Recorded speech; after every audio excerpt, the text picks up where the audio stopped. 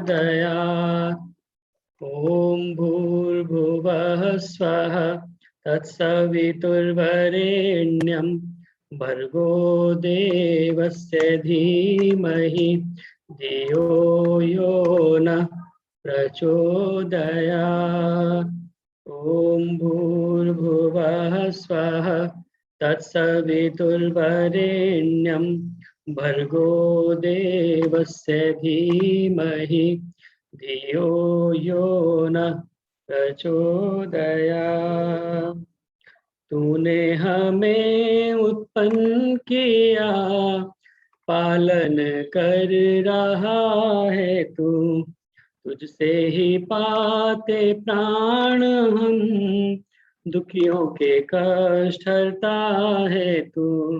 तेरा महान तेज है, छाया हुआ सभी स्थान, सृष्टि की वस्तु वस्तु में हो रहा है विद्यमान। तेरा ही धरते ध्यान हम, मांगते तेरी दया। ईश्वर हमारी बुद्धि को श्रेष्ठ मार्ग पर चला।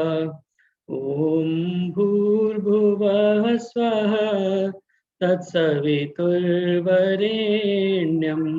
भर्गो देवस्य धीमहि धियो यो न प्रचोदयात्। ओम। आप सभी का स्वागत और धन्यवाद फरीदाबाद के साप्ताहिक सत्संग में ज्वाइन करने के लिए, जो कि प्रत्येक रविवार को प्रातः 9:30 बजे से 11 बजे तक और प्रत्येक शुक्रवार को शाम 4 बजे से 5:30 बजे तक होता है। आप सभी ने इस कार्यक्रम में ज्वाइन किया है। पलवल से प्रेम ढिंगरा जी, सुषमा जी, राज रानी जी, राज लूथरा जी, गुड़गांव से कृष्णा भाटिया जी, हर्ष गुलाटी जी, ज्ञान आहूजा जी, अनादि हमारे मध्य में संगरूर पंजाब से। आप सभी का स्वागत और धन्यवाद ज्वाइन करने के लिए। आइए भजनों के क्रम को प्रारंभ करें और उसके पश्चात आचार्य नरेंद्र मैत्रेय जी का प्रवचन हमें सुनने के लिए मिलेगा। तो प्रार्थना सर्वप्रथम माता राज लूथरा जी से कि कृपया एक ईश्वर भक्ति के भजन के साथ आज के कार्यक्रम को प्रारंभ करें। माता राज लूथरा जी, और उसके बाद में कृष्णा भाटिया जी, आप कृपया तैयार रहेंगे। हाँ, सबको मेरी सादर नमस्ते। प्रभु भक्ति का एक भजन आपके सामने प्रस्तुत कर रही हूँ। प्रभु की महिमा का गुणगान कर रही हूँ। तेरे दरबार में आकर सुकून मिलता है, तेरे दरबार में आकर सुकून मिलता है, कि मुरझाया हुआ भी यहाँ पे खिलता है। ईश्वर महिमा का एक भजन आपके सामने प्रस्तुत कर रही हूँ।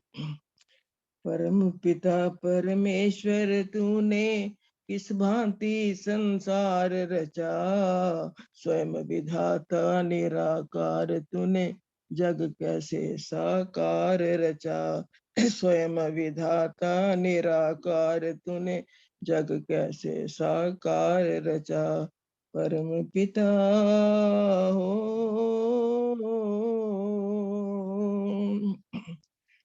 तारों से भरा नभ का आंगन, चंदा सूरज कर रहे नमन, घनघोर घटा करती गर्जन, कहीं शीतल मंद सुगंध पवन। ये बिन सीमा के नील गगन, जिसमें पक्षी कर रहे भ्रमण, दे रहा उन्हें निश दिन भोजन, हे जगदीश्वर तुझे धन्य धन। कौन सी वस्तु की शक्ति से हो, कौन सी वस्तु की शक्ति से सब कुछ सर्वाधार रचा, स्वयं विधाता निराकार तूने जग कैसे साकार रचा, स्वयं विधाता निराकार तूने जग कैसे साकार रचा, परम पिता हो।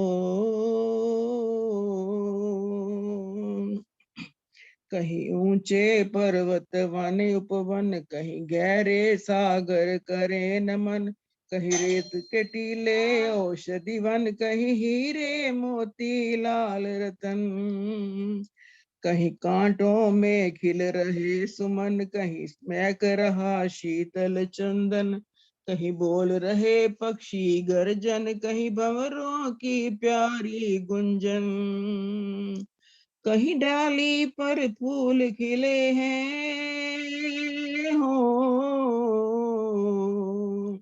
कहीं डाली पर फूल खिले, कहीं फूल खिले हैं, फूल के नीचे सार रचा, स्वयं विधाता निराकार तूने जग कैसे साकार रचा, स्वयं विधाता निराकार तूने जग कैसे साकार रचा, परम पिता हो।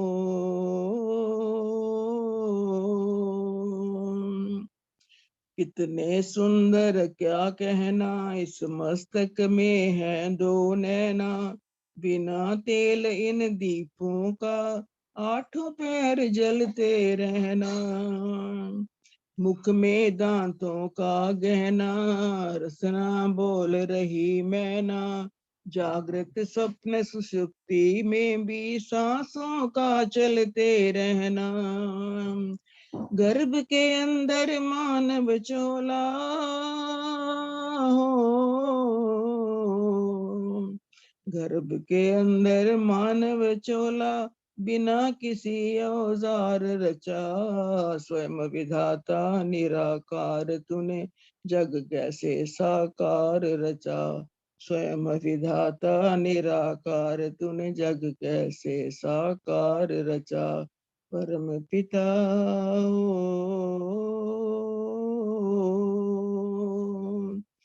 अंतर्यामी घट घट वासी, सुख धाम सदा तू सुख राशि, निरअहंकार निरअभिलाषी, निरअहंकार निरअभिलाषी, तू अजर अमर तू अविनाशी, अंतर्यामी घट घट वासी, सुख साम सदा तू सुख राशि, निरअहंकार निरअभिलाषी, झलके तेरा रूप बहारों में, सूरज चांद सितारों में, लय स्वर की झंकारों में, सारंगी के तारों में, ये जीवन अनमोल रचा हो, ये जीवन अनमोल रचा, जीवन का सच्चा सार रचा, स्वयं विधाता निराकार तूने जग कैसे साकार रचा, परम पिता परमेश्वर तूने किस भांति संसार रचा, स्वयं विधाता निराकार तूने जग कैसे साकार रचा, स्वयं विधाता निराकार तूने जग कैसे साकार रचा, परम पिता परमेश्वर तूने किस भांति संसार रचा, स्वयं विधाता निराकार तूने जग कैसे साकार रचा, परम पिता हो।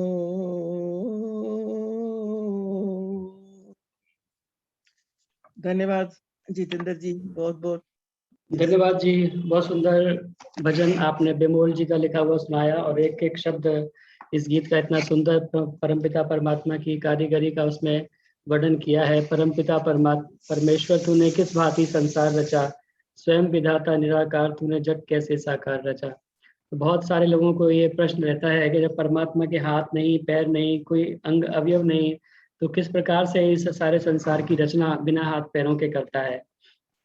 तो उसके लिए कहा जाता है कि जैसे एक माँ के गर्भ में बच्चे का निर्माण होता है और माँ को पता नहीं होता, बच्चे माता से पूछो माता तू क्या बना रही है, उसको पता नहीं है, सत्ता है और कोई जो रचना रचा रही है। उस माँ को खुद भी नहीं पता, बच्चा माँ के गर्भ में आए, माँ को ये मालूम नहीं, लड़की है ये लड़का है, ये गोरा है या काला है। वो तो गर्भ के अंदर शिशु का निर्माण हो रहा है, लेकिन माता को पता नहीं है कि वो लड़की है, वो लड़का है, या गोरा है या काला है, या कैसा उसका रंग रूप होगा, क्योंकि जो सत्ता है रचने वाली वो कोई और है, जो इस सारी सत्ता को रचा रही है। इसी प्रकार से ये सारा संसार परमपिता परमात्मा के गर्भ के अंदर, हिरण्य गर्भ समवर्तत आग्रे भूतस्य जातः पतिरेक आसीत है, परमपिता परमात्मा के गर्भ के अंदर सारी सृष्टि का निर्माण होता है। किसी हाथ पैर अंग अवयव की आवश्यकता नहीं होती, क्योंकि हाथ पैरों की आवश्यकता शरीर से बाहर की क्रिया करने के लिए होती है। अगर हमें कोई रोटी खानी है तो हाथों की आवश्यकता पड़ेगी उस रोटी के टुकड़े को मुंह तक पहुंचाने के लिए। लेकिन जो आंतरिक हमारी क्रियाएं हैं, मुंह में एक बार आने के बाद किसी हाथ पैर की आवश्यकता नहीं होती। वो खाना चबाया जाता है, हमारे पेट के अंदर पहुंचता है, पचता है, उसके अंदर से 7 प्रकार की धातुएं बनती हैं, रस रक्त मांस मज्जा, सभी कुछ उसका बनता है, और किसी हाथ पैर की आवश्यकता नहीं होती। इसीलिए हाथ पैरों की आवश्यकता होती है बाहर की क्रियाओं को करने के लिए, लेकिन आंतरिक क्रियाओं को करने के लिए किसी हाथ पैर की आवश्यकता नहीं होती। इसी प्रकार परमपिता परमात्मा भी इस सुंदर सृष्टि का निर्माण करता है। बहुत सुंदर परमपिता परमात्मा की कारीगरी का आपने वर्णन किया। आपने जो बोला है वो बहुत सुंदर है, बहुत ज्यादा। जी बहुत बढ़िया। बहुत धन्यवाद। आइए अब मेरी प्रार्थना है कृष्णा भाटिया जी से एक ऋषि का सुंदर भजन सुनाएंगी, और इस बीच में हमारे मध्य में आदरणीय अभिमन्यु चावला जी नवीन शाहदरा से हमारे मध्य उपस्थित हैं। बहुत स्वागत, धन्यवाद। अनुराग गुप्ता जी, आशा जी, प्रोफेसर जेसी आर्य जी जिन्होंने बेंगलोर से हमें ज्वाइन किया है, नीलम धमीजा जी चंडीगढ़ से, राज रानी जी, संतोष वर्मा जी, सुषमा बजाज जी, उषा एलूवालिया जी, उषा पासी जी, आप सभी का स्वागत और धन्यवाद ज्वाइन करने के लिए। कृष्णा भाटिया जी कृपया अपना भजन प्रारंभ करें, और उसके बाद में सुषमा बजाज जी संभव हो तो आप कृपया तैयार रहें। धन्यवाद जितेंद्र जी, समय देने के लिए बहुत बहुत धन्यवाद। सभी को मेरी सादर नमस्ते, और एक छोटा सा भजन प्रस्तुत कर रही हूँ। भय से रहित है उसका जीवन, जिस योगी के ऐसे कुटुंब जन। आवाज आ रही है जितेंद्र जी? हाँ जी, आ रही। ठीक है। भय से रहित है उसका जीवन, जिस योगी के ऐसे कुटुंब जन। धैर्य पिता है, क्षमा है मैया, धैर्य पिता है, क्षमा है मैया, गगन है ओडन भूमि शैया, गगन है ओडन भूमि शैया। ज्ञान का अमृत जिसका भोजन, ज्ञान का अमृत जिसका भोजन, भय से रहित है उसका जीवन, भय से रहित है उसका जीवन, जिस योगी के ऐसे कुटुंब जन, जिस योगी के ऐसे कुटुंब जन। शांति जिसकी जीवन संगनी, शांति जिसकी जीवन संगनी, रूप दया है जिसकी भगनी, रूप दया है जिसकी भगनी। मित्र है जिसका सत्य सनातन, मित्र है जिसका सत्य सनातन, भय से रहित है उसका जीवन, भय से रहित है उसका जीवन, जिस योगी के ऐसे कुटुंब जन, जिस योगी के ऐसे कुटुंब जन। जिसका भाई मन का संयम, जिसका भाई मन का संयम, का वस्त्र दिशाओं के करता धारण, वस्त्र दिशाओं के करता धारण, भय से रहित है उसका जीवन, भय से रहित है उसका जीवन, जिस योगी के ऐसे कुटुंबजन, जिस योगी के ऐसे कुटुंबजन, भय से रहित है उसका जीवन। धन्यवाद जितेंद्र जी, बहुत बहुत धन्यवाद। धन्यवाद कृष्णा भाटिया जी, बहुत सुंदर गहरा संदेश लिए हुए भजन आपने प्रस्तुत किया। जिस योगी के ऐसे कुटुंबजन, भय से रहित है उसका जीवन, और एक एक करके इतने सुंदर आपने अवयव उसके गिनवाए, जिस जो परिवार के लोग हमारे इस एक योगी के जो सारे संबंधी होने चाहिए, किस प्रकार के होने चाहिए। धैर्य उसके अंदर हो, संयम उसका भाई हो, जीवन संगिनी के रूप में शांति हो, और दया हो, और बहुत सारे एक एक करके आपने गिनवाए, और बहुत ही सुंदर शब्द इस भजन के। इस प्रकार का हमारा जीवन बने और हमारे जीवन के अंदर ये सारे अंग हमारे जीवन के अंदर आ जाएं, तो निश्चित ही फिर हमारा जीवन भय से रहित हो जाएगा और उस परमपिता परमात्मा की ओर हमारा मन लगेगा। अभयम करत अंतरिक्ष अभयम, द्यावा पृथ्वी उभय में, अभयम पश्चात अभयम पुरस्ताद उत्तराद अदराद अभयम नो अस्तु। ये अब चारों तरफ से हम अभय हो जाएंगे। बहुत धन्यवाद सुंदर गीत सुनाने के लिए।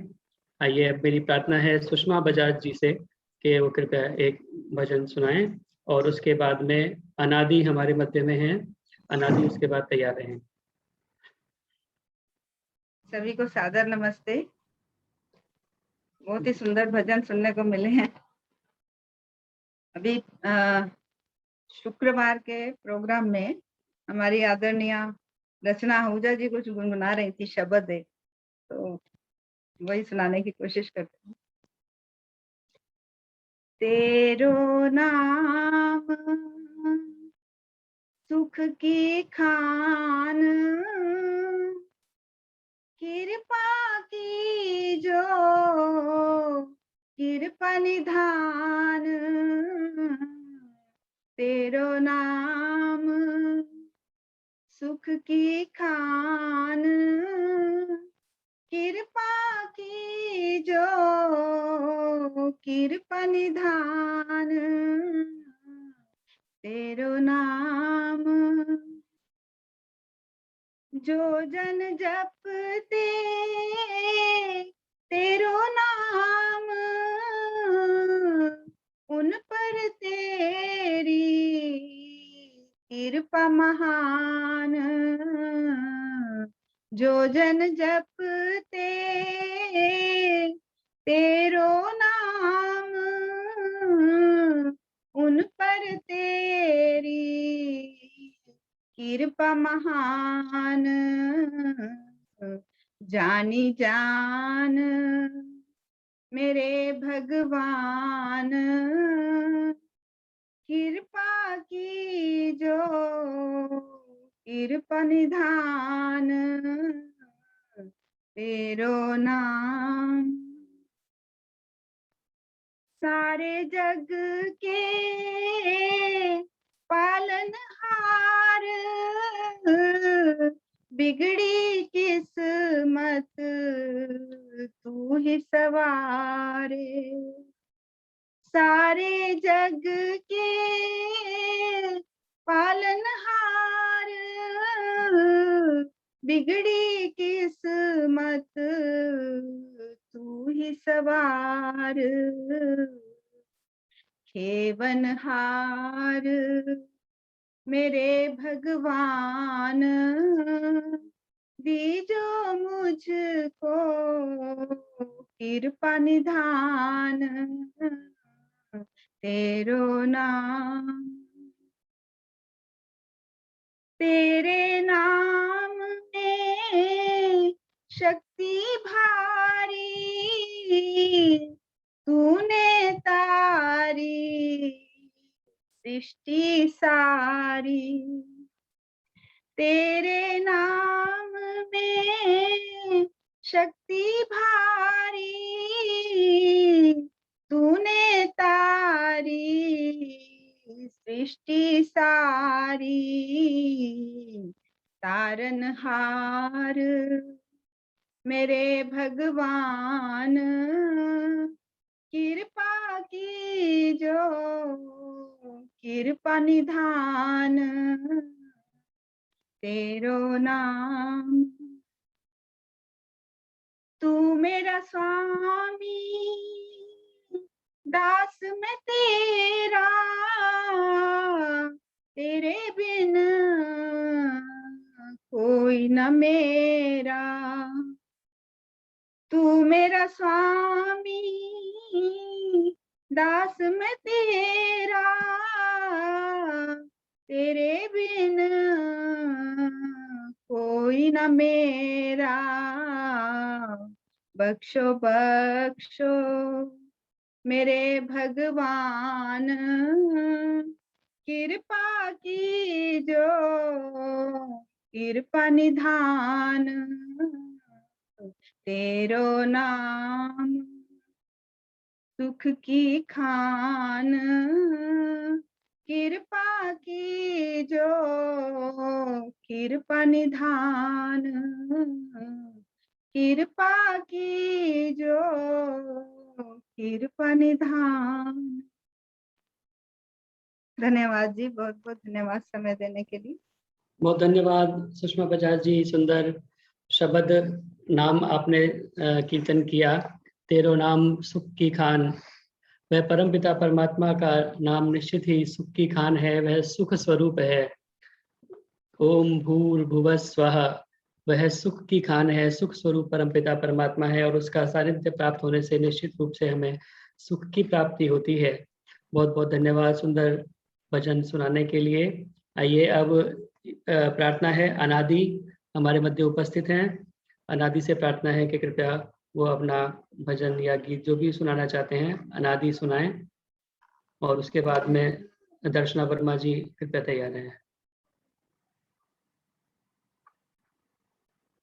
अनादि अपने आप को अनम्यूट कर लीजिए। और इस बीच में हमारे मध्य में आदरणीय आरएल महाजन जी नोएडा से उपस्थित हुए हैं, संतोष वर्मा जी, कृष्णा नागपाल जी, सभी का स्वागत ज्वाइन करने के लिए।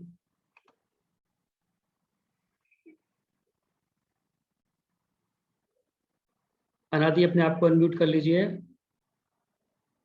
Video on. हाँ हो गया, ठीक है। अभी नमस्ते जी, नमस्ते।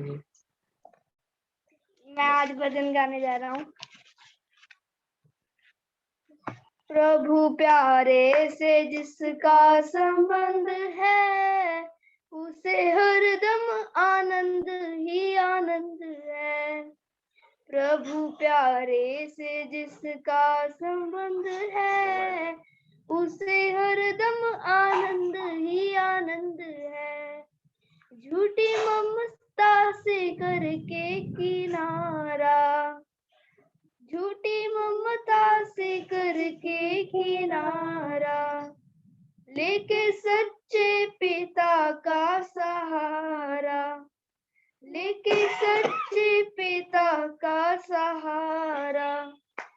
जो उसकी रजा में रजामंद है, उसे हरदम आनंद ही आनंद है।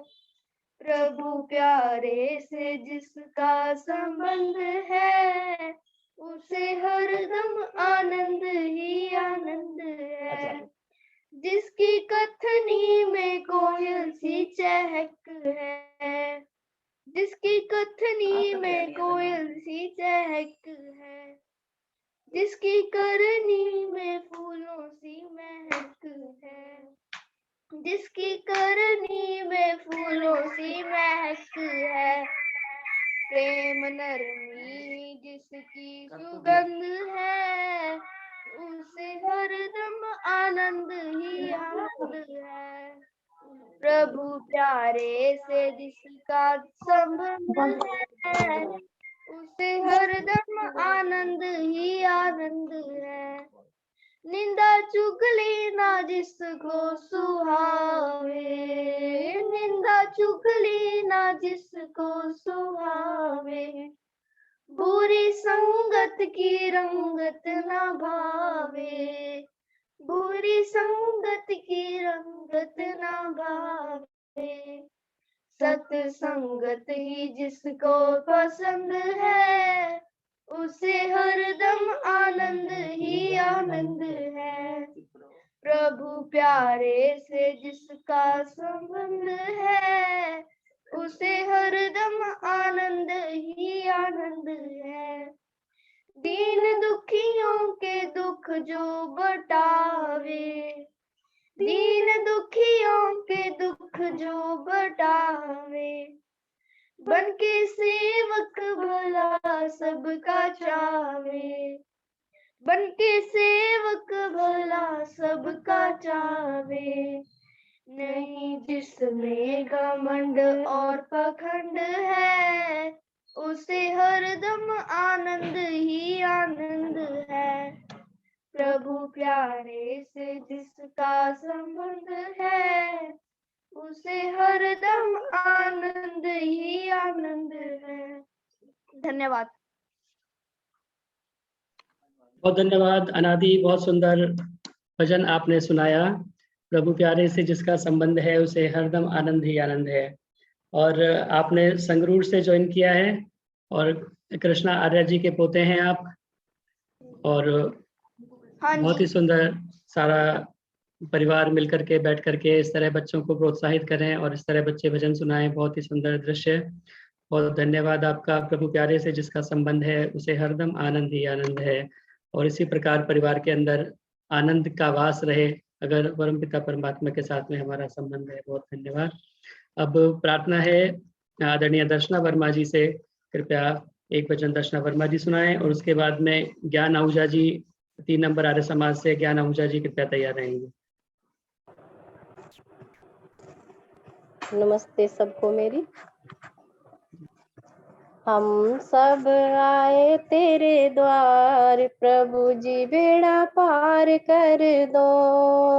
हम सब आए तेरे द्वार, प्रभु जी बेड़ा पार कर दो।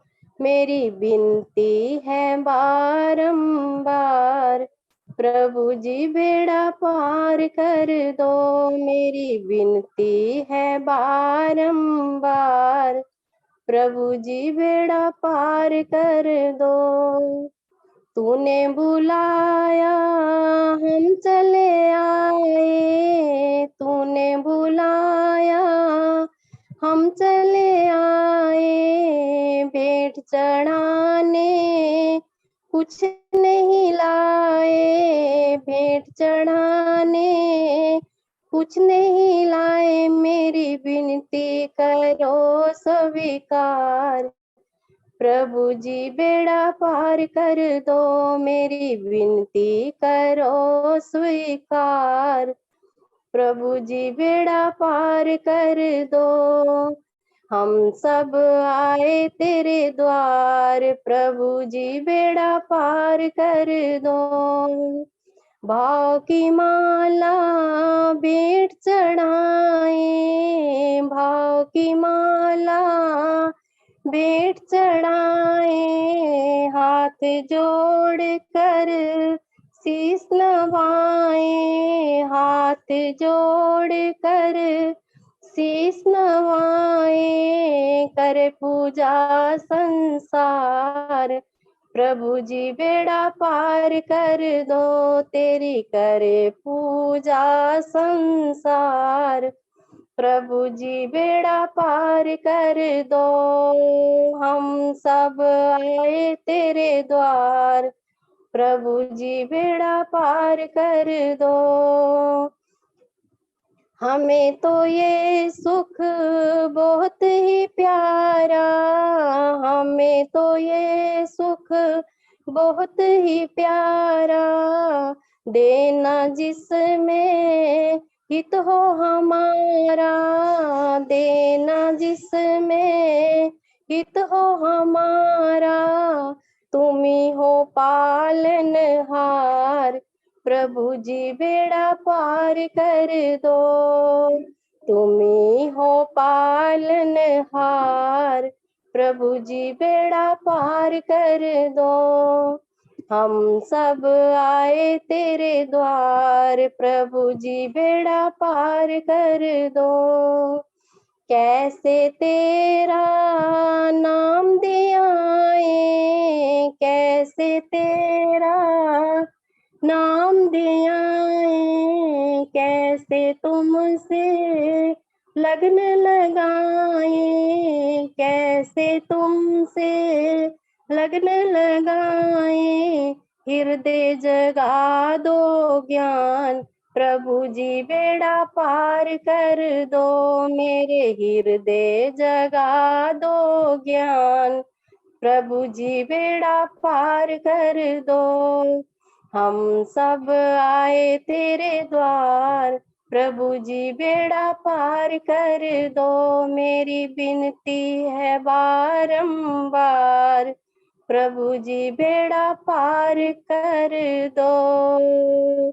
सबका धन्यवाद जी। बहुत बहुत धन्यवाद दर्शना वर्मा जी, सुंदर प्रार्थना भजन आपने सुनाया। हम सब आए तेरे द्वार, प्रभु जी बेड़ा पार कर दो। और यह बेड़ा निश्चित रूप से पार होगा जब परमपिता परमात्मा का सहारा होगा, क्योंकि कहा है कि डूबने का डर भला फिर क्यों हो मुझे खुदा, डूबने का डर भला फिर क्यों हो मुझे ए खुदा, जब मैं तेरा, किश्ती तेरी, दरिया तेरा, साहिल तेरा। जब ये सब कुछ तेरा ही है तो फिर मुझे डूबने का कैसा डर। वह परमपिता परमात्मा निश्चित ही इस बेड़े को पार लगाएगा और भव से पार होने का हमारी जो यात्रा है वो निश्चित ही पूर्ण होगी। बहुत बहुत धन्यवाद सुंदर भजन प्रार्थना के शब्दों के साथ सुनाने के लिए, बहुत धन्यवाद। आइए अब मेरी प्रार्थना है ज्ञान आहूजा जी से, 3 नंबर से आपने ज्वाइन किया है, 3 नंबर आर्य समाज से। ज्ञान आहूजा जी कृपया अपना भजन सुनाएं। इस बीच में हमारे मध्य में आदरणीय उषा रहेजा जी उपस्थित हैं, बहुत स्वागत। रविदत्त शर्मा जी गाजियाबाद से, डॉक्टर रचना चावला जी, आनंद स्वरूप चावला जी, आप सभी का ज्वाइन करने के लिए बहुत बहुत स्वागत और धन्यवाद। जो भी लोग दिल्ली, फरीदाबाद, गुड़गांव, विभिन्न आर्य समाजों से जुड़े हुए हैं, वसुधा कपूर जी हमारे मध्य उपस्थित हैं, सभी का स्वागत। ज्ञान आहूजा जी से मेरी प्रार्थना है, कृपया अपना माइक ऑन कर लीजिए और आप एक भजन सुनाएं। हाँ जी, नमस्ते जी। और ज्ञान आहूजा जी के बाद में डॉक्टर रचना चावला जी अगर संभव हो सके तो तैयार रहेंगी। सब भाइयों को मेरा नमस्ते। तो भजन। चल सत्संग में रंग जा, रंग में हंस हंस जीवन जी ले। चल सत्संग में रंग जा, रंग में हंस हंस जीवन जी ले। अमृत बरसे फिर क्यों तरसे, प्याले भर भर पी ले। अमृत बरसे फिर क्यों तरसे, प्याले भर भर पी ले। चल सत्संग में रंग जा, रंग में हंस हंस जीवन जी ले। हंस हंस जीवन जी ले। सत्संग करके दूर अंधेरे, कटे जन्म जन्म के फेरे। भाग्य बने चमकीले, भाग्य बने चमकीले। चल सत्संग में रंग जा, रंग में हंस हंस जीवन जी ले। हंस हंस जीवन जी ले। अमृत बरसे फिर क्यों तरसे, प्याले भर भर पी ले। प्याले भर भर पी ले।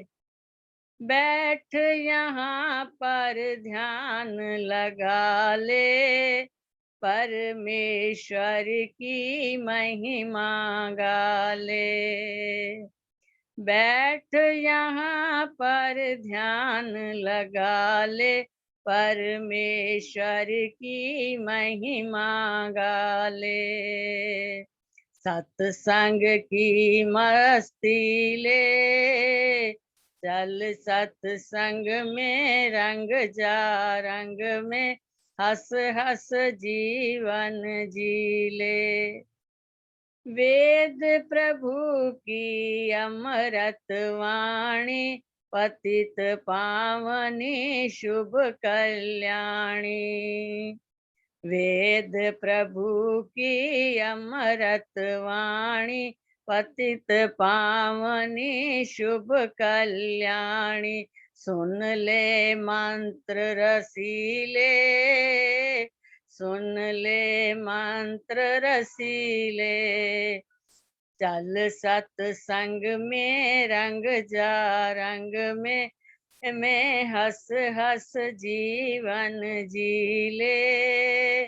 अमृत बरसे फिर क्यों तरसे, प्याले भर भर पी ले, प्याले भर भर पी ले। फिर कुछ भी ना बन पाएगा, हाथ मसलता रह जाएगा। फिर कुछ भी ना बन पाएगा, हाथ मसलता रह जाएगा। अंग हुए जब ढीले, चल सत्संग में रंग जा, रंग में हंस हंस जीवन जी ले। अमृत बरसे फिर क्यों तरसे, भर भर प्याले पी ले, भर भर प्याले पी ले। इस दुनिया में हो गुजार, इस दुनिया में हो गुजरे हैं, सुंदर अवसर खो गुजरे हैं। इस दुनिया में हो गुजरे हैं, सुंदर अवसर खो गुजरे हैं। इतने छैल छबीले, चल सत्संग में रंग जा, रंग में हंस हंस जीवन जी ले। कल का पथिक भरोसा क्या है, कल क्या होगा किसे पता है। कल का पथिक भरोसा क्या है, कल क्या होगा किसे पता है। सोच जरा गर्वीले, चल सत्संग में रंग जा, रंग में हंस हंस जीवन जी ले। अमृत बरसे फिर क्यों तरसे, प्याले भर भर पी ले, प्याले भर भर पी ले। चल सत्संग में रंग जा, रंग में हंस हंस जीवन जी ले। थैंक यू, धन्यवाद जी आप सबका समय देने के लिए। बहुत बहुत धन्यवाद ज्ञान आहूजा जी, सुंदर सत्संग का भजन आपने सुनाया। चल सत्संग में रंग जा, रंग में हंस हंस जीवन जी ले। और यह सत्संग जिसे प्राप्त होता है, वास्तव में कहते हैं कि मन उल्लसित हो जाए जब सुंदर सी उमंग मिले, मन उल्लसित हो जाए जब सुंदर सी उमंग मिले। मोती भी मिल जाएंगे जब अनुकूल तरंग मिले, चित्र सुंदर बन जाए जब अच्छे से रंग मिले। और ईश भी मिल जाएंगे जब वैदिक सत्संग मिले, ईश भी मिल जाएंगे जब वैदिक सत्संग मिले। तो यह वैदिक सत्संग परमपिता परमात्मा की कृपा से, सौभाग्य से प्राप्त होता है। और परमपिता परमात्मा को धीरे धीरे प्राप्ति का यह साधन हमें सत्संग के द्वारा वैदिक विद्वानों के सुंदर उपदेश सुनने से प्राप्त होता है। बहुत बहुत धन्यवाद सुंदर भजन सत्संग के बारे में सुनाने के लिए। आइए, अब मेरी प्रार्थना है डॉक्टर रचना चावला जी से कि वो कृपया एक भजन सुनाएं। डॉक्टर रचना चावला जी। हाँ जी, सबको सादर नमस्ते। और फरीदाबाद के इस प्रोग्राम में जितेंद्र जी का संचालन इतना बढ़िया होता है, हर भजन के बाद जो उसका भावार्थ निकालते हैं और उसको इतनी अच्छी तरह से लयबद्ध और कौन कौन से बद कहें कि सबके अंदर बहुत अच्छी तरह से पिरो के, गाने वाले का भी इससे बहुत ज्यादा सम्मान बढ़ता है। बहुत ही सुंदर प्रस्तुति होती है और बहुत अच्छा संचालन। और मैं ये कहूंगी कि कई जैसे फिल्मी गीत होते हैं, कई एवरग्रीन होते हैं, इसी तरह से मैं भजन कई ऐसे होते हैं जो हर समय आप सुनते हो तो बहुत अच्छे लगते हैं। तो आज उसी में से एक वही भजन, पुराना है लेकिन बहुत सुंदर भजन, आप सबके समक्ष प्रस्तुत करती हूँ। सुख भी मुझे प्यारे हैं, दुख भी मुझे प्यारे हैं, मैं छोड़ू किसे भगवन, दोनों ही तुम्हारे हैं, मैं छोड़ू किसे भगवन, दोनों ही तुम्हारे हैं। सुख भी मुझे प्यारे हैं, दुख भी मुझे प्यारे हैं, सुख दुख तो जीवन की गाड़ी को चलाते हैं, सुख दुख तो जीवन की गाड़ी को चलाते हैं, सुख दुख ही हम सबको इंसान बनाते हैं, इंसान बनाते हैं, जीवन की नदिया के दोनों ही किनारे हैं, मैं छोड़ू किसे भगवन, दोनों ही तुम्हारे हैं, सुख भी मुझे प्यारे हैं, दुख भी मुझे प्यारे हैं, मैं कैसे कहूँ मुझको ये दे दो वो दे दो, मैं कैसे कहूँ भगवन ये दे दो वो दे दो, जैसे हो तेरी मर्जी, मर्जी से मुझे दे दो, मर्जी से मुझे दे दो, मैंने तो तेरे आगे ये हाथ पसारे हैं, मैं छोड़ू किसे भगवन, दोनों ही तुम्हारे हैं, सुख भी मुझे प्यारे हैं, दुख भी मुझे प्यारे हैं, सुख में तेरा शुक्र करूं, दुख में तुझे याद करूं, सुख में तेरा शुक्र करूं, दुख में तुझे याद करूं, जिस हाल में रखो भगवन, हर पल तुझे याद करूं, हर पल तुझे याद करूं, यादों में तेरी भगवन, जीवन ये संवर जाए, मैं छोड़ू किसे भगवन, दोनों ही तुम्हारे हैं, सुख भी मुझे प्यारे हैं, दुख भी मुझे प्यारे हैं, मर्जी के बिना तेरे एक श्वास नहीं चलती, मर्जी के बिना तेरे एक श्वास नहीं चलती। धन्यवाद करूं कैसे, श्वासों की लड़ी दी है, श्वासों की लड़ी दी है, श्वासों के इस ऋण का भुगतान करूं कैसे। मैं छोड़ूं किसे भगवन,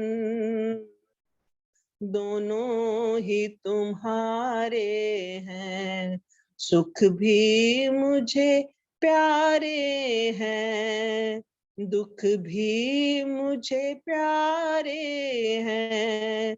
मैं छोड़ूं किसे भगवन, दोनों ही तुम्हारे हैं। धन्यवाद धन्यवाद। आज मुझे लगता है मैं बह गई हूँ और मुझे भी नहीं पता चल रहा कि लय कहाँ जा रही है। मैं बहुत मदहोश होके गा रही थी।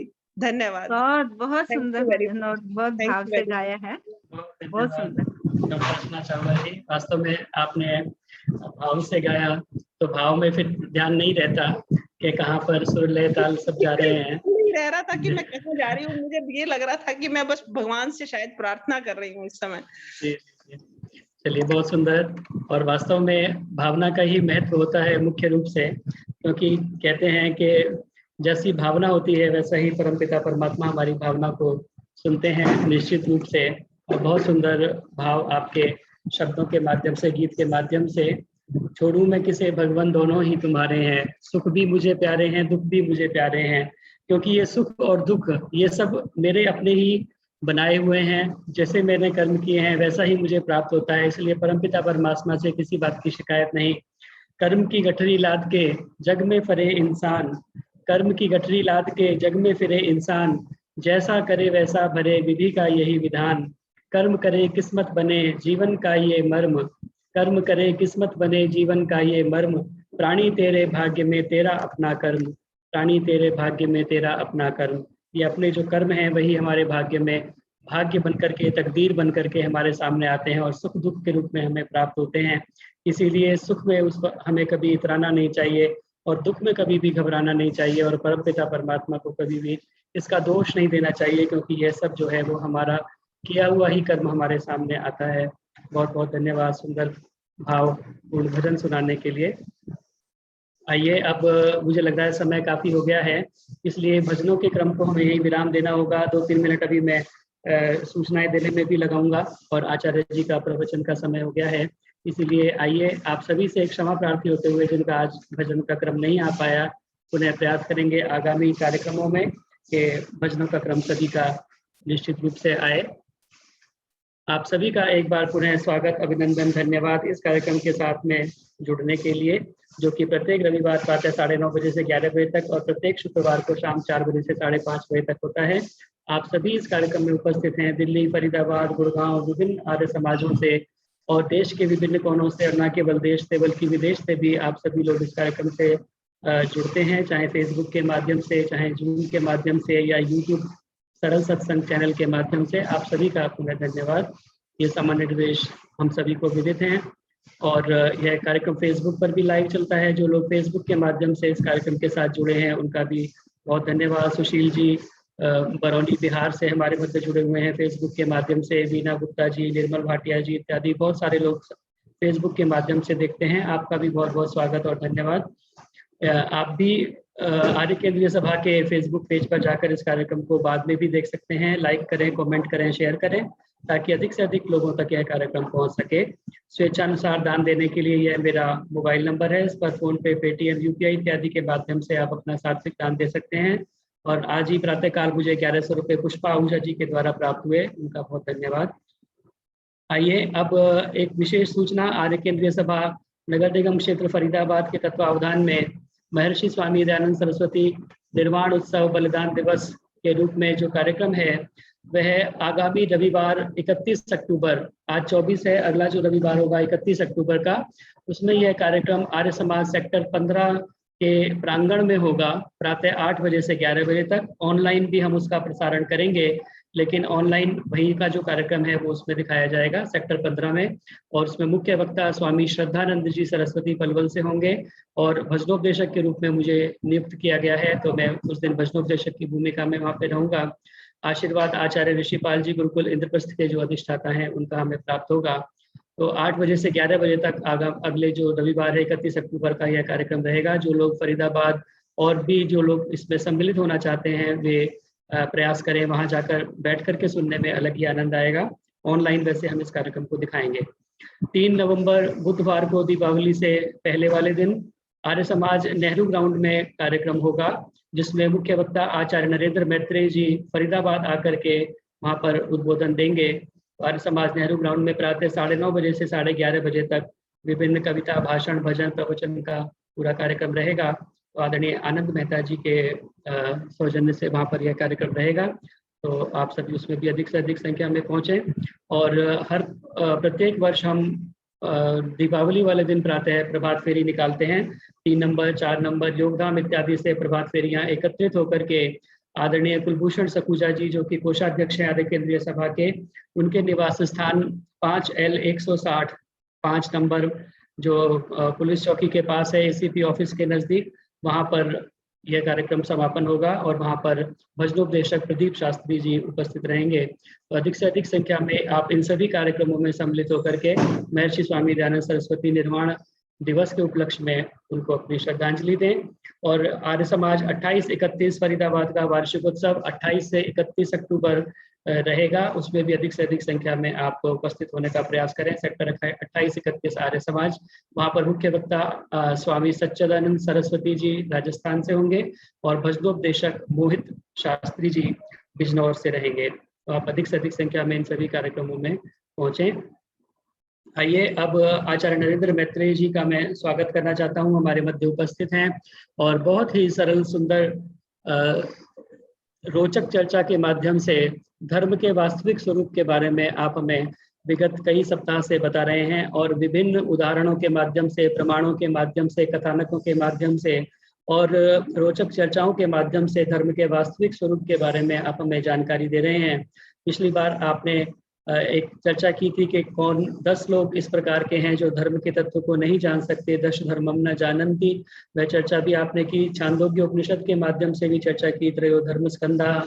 आइए, मेरी प्रार्थना है आदरणीय आचार्य नरेंद्र मैत्रेय जी से कि धर्म के इस वास्तविक स्वरूप के और थोड़ा सा हमें विस्तार से बताने का प्रयास करें। आदरणीय आचार्य नरेंद्र मैत्रेय जी। और आज एक विशेष पर्व भी है, मैं आपको शुभकामनाएं देना भूल गया। हम लोग सभी क्योंकि व्यवहार में समाज में मनाते हैं करवा चौथ के नाम से, और करवा चौथ वैसे तो मैं पढ़ रहा था आचार्य प्रेम भिक्षु जी को, ईश्वरी प्रसाद प्रेम जी, और वो लिखते हैं कि इसको हमें दाम्पत्य चतुर्थी के रूप में मनाना चाहिए और इसी रूप में हम इसको मनाएं और हम सभी का जीवन सुंदर सुखद हो। आदरणीय आचार्य नरेंद्र मैत्रेय जी से मेरी प्रार्थना है कि कृपया अपना उद्बोधन प्रारंभ करें। आचार्य जी। धन्यवाद जितेंद्र जी। आवाज आ रही है? जी आचार्य जी। धन्यवाद आप सभी को, और जो चेहरे दिख रहे हैं आप सब, नमस्ते माता जी, नमस्ते नमस्ते। तो आप सभी को बहुत बहुत साधुवाद, बहुत बहुत शुभकामनाएं। और मैं क्षमा प्रार्थी हूँ कि मैं थोड़ा सा विलम्ब हुआ, क्योंकि मैं ग्रेटर कैलाश पार्ट 1 में कार्यक्रम था और वहां से सीधा, तो मैं अब जगह तो वही है, मैं उसी जगह पर हूँ, बस 10-15 मिनट का जो विलम्ब हुआ है, तो मैं उसके लिए क्षमा प्रार्थी। आइए पूरी श्रद्धा के साथ आप सब करबद्ध होकर के बैठे। ओम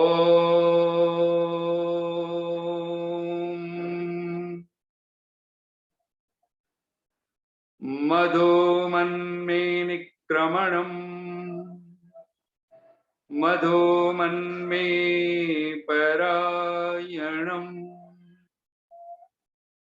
वाचा वदामि मधुमत् भूयासं मधुसन्दृशः।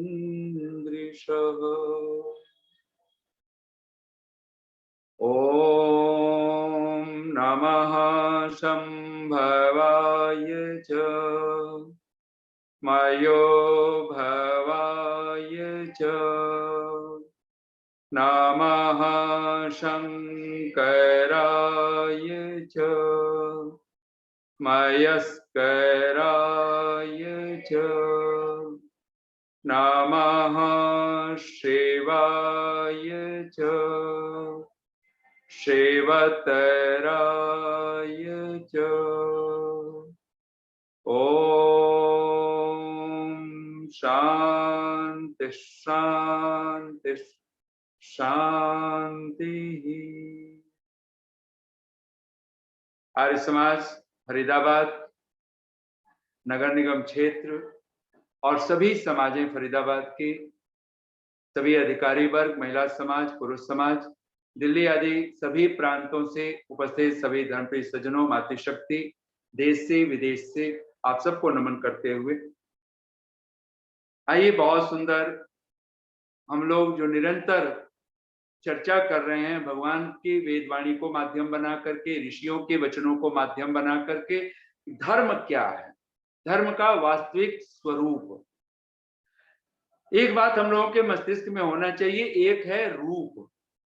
रूप हम जब कहते हैं तो संसार, ये जो दृश्यमान जगत है जिसको हम आंख से देख रहे हैं, लेकिन जब हम स्वरूप शब्द लगाते हैं तो स्व माने अपना, जिसके लिए जैसे भगवान पतंजलि का सूत्र है कि जब हम समाधिस्थ हो जाएंगे, जब हम ज्ञान की पराकाष्ठा को प्राप्त कर लेंगे, पर वैराग्य की अवस्था हमें उपलब्ध हो जाए, असंप्रज्ञात समाधि में उपलब्ध हो जाए, निरुद्धावस्था हमारी चित्त की हो जाए, तो उस समय क्या होगा।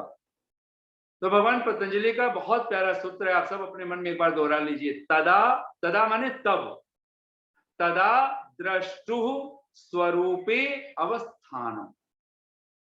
वहां स्वरूप शब्द सहज लिखा हुआ है। और ईश्वर कैसा है तो कहते हैं ईश्वर सच्चिदानंद स्वरूप है। तो जो स्वरूप है वो आंखों से देखने का विषय नहीं है, ये बात पक्की हो गई, वो इंद्रियों से नहीं जाना जा सकता। इसलिए परमात्मा को, आत्मा को हम लोग अतीन्द्रिय बोलते हैं, इंद्रियों से नहीं जाना जा सकता है, इसलिए वो अतीन्द्रिय है। और वो भीतर ही बैठा हुआ अंतर्यामी रूप से हम सबको जानता है, हम सबको देखता है, हमारे स्वरूप को, यानी जो हम मन में चल रहे होते हैं वही हमारा वास्तविक स्वरूप होता है। कहते हैं ना, जिसको भी देखना कई बार देखना। अभी अभी तो विजयादशमी दशानन के रूप में हमने अभी अभी मनाया है। और दशानन कहते हैं 10 आनन, आनन कहते हैं मुख को, सिर को। तो 10 आनन जिसके हैं, 10 मुख जिसके हैं, 10 कंधे जिसके हैं, उसको दशानन कहा गया, 10 कंधर कहा गया। और एक दशरथ भी है। हमने दशरथ की तरफ कभी नहीं ध्यान दिया, हमने दशानन के चित्र तो आज तक बनाए, लेकिन राम जिससे आए उस दशरथ को हम नहीं कभी याद कर पाए। ये जो 10 कंधर है वो तो ख्याल है, ध्यान देना, 10 कंधर कहाँ है, बाहर है। इसलिए हर साल हम दशानन को जलाते हैं, मिटाते हैं, फूंकते हैं उसको, लेकिन कभी बहुत प्यारे अंदाज में कह देता है, तेरा यशोगान कहीं दंभ का दर्पण तो नहीं, तेरा यशोगान कहीं दंभ का दर्पण तो नहीं, तेरी मुस्कान के पीछे कोई उलझन तो नहीं, ऐ रावण का पुतला जलाने वाले देख, तेरी डोली में किसी गैर की दुल्हन तो नहीं। और सचमुच में हम जो बाहर देख रहे हैं वही हम जी रहे होते हैं।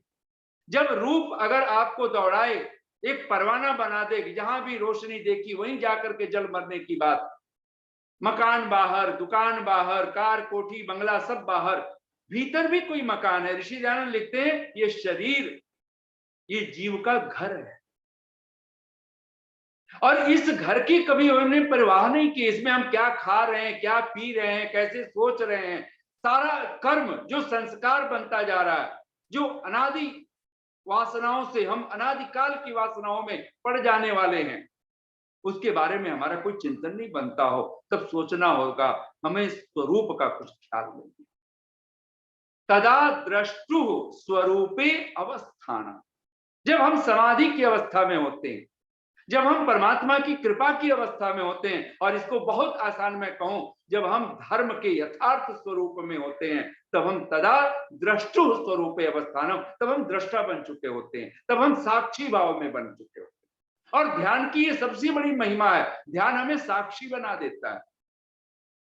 ध्यान हमें संसार से, वासनाओं से हमें मोहग्रस्त नहीं करता है। इसलिए तत्र को मोह कह शोक एकत्वम अनुपश्यत, वो जो दृष्टा बन गया है, जो अनुपश्यत, जिसने अनुदर्शन कर लिया, तत्र को मोह कह शोक, वहां कहां मोह कहां शोक। और धर्म अगर हमारे पास है तो वहां मोह नहीं ठहरेगा, वहां शोक नहीं ठहरेगा। गोस्वामी तुलसीदास जी कहते हैं, वर्णाश्रम निज निज धर्म निरत वेद पथ लोग। जब राम का राज्य था तो निसंदेह उस समय गोस्वामी जी लिखते हैं, राम राज्य कैसा था, जिसकी कल्पना, जिसका स्वप्न महात्मा गांधी जी तक देखते रहे, और वो राम राज्य की चर्चा करते हैं। कहते हैं राम राज्य में लोग कैसे रहते थे, क्या करते थे, तो कहते हैं वर्णाश्रम निज निज धर्म। यहां धर्म का अर्थ सीधा सीधा कर्तव्य। मैं जो हूं, मैं मां हूं, तो मैं मां की ड्यूटी निभाऊं, मैं मां का कर्तव्य। और कर्तव्य आपको मजबूरी नहीं है, कर्तव्य प्रेम चाहता है, कर्तव्य आपसे आनंद चाहता है।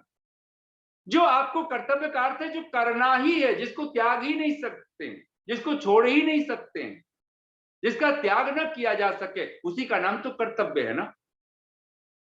अगर, और कहते हैं वर्णाश्रम निज निज धर्म, तो 4 वर्ण है, 4 आश्रम है, ब्राह्मण, क्षत्रिय, वैश्य, शूद्र, और ये सब धर्म से युक्त हैं, धर्म कर्मा है। ये जो 4 हैं, अगर हम ब्राह्मण हैं, हम क्षत्रिय हैं, हम वैश्य हैं, हम शूद्र हैं, अगर हमने ब्राह्मण वाली विद्या नहीं हमने अर्जित की, हमने क्षत्रिय नहीं बन पाए, हम वैश्य नहीं बन पाए, हमने अन्न धन उपार्जन, विद्या, व्यापार, हम व्यापार की, कृषि की हमारे पास योग्यता नहीं है, अगर हम ऐसे हैं, हम श्रम तो करें, हम किसी ब्राह्मण के साथ जुड़ जाएं, हम किसी क्षत्रिय की सेवा में लग जाएं, हम किसी वैश्य की सेवा में लग जाएं, और हम सेवा करने वाले बने, निरभिमान बनकर। तो कहते हैं ये 4 वर्ण है और 4 आश्रम। कोई ब्रह्मचर्य आश्रम में है, जो वेद विद्या आदि के अध्ययन में है, जो संयम की साधना में पड़ा हुआ है।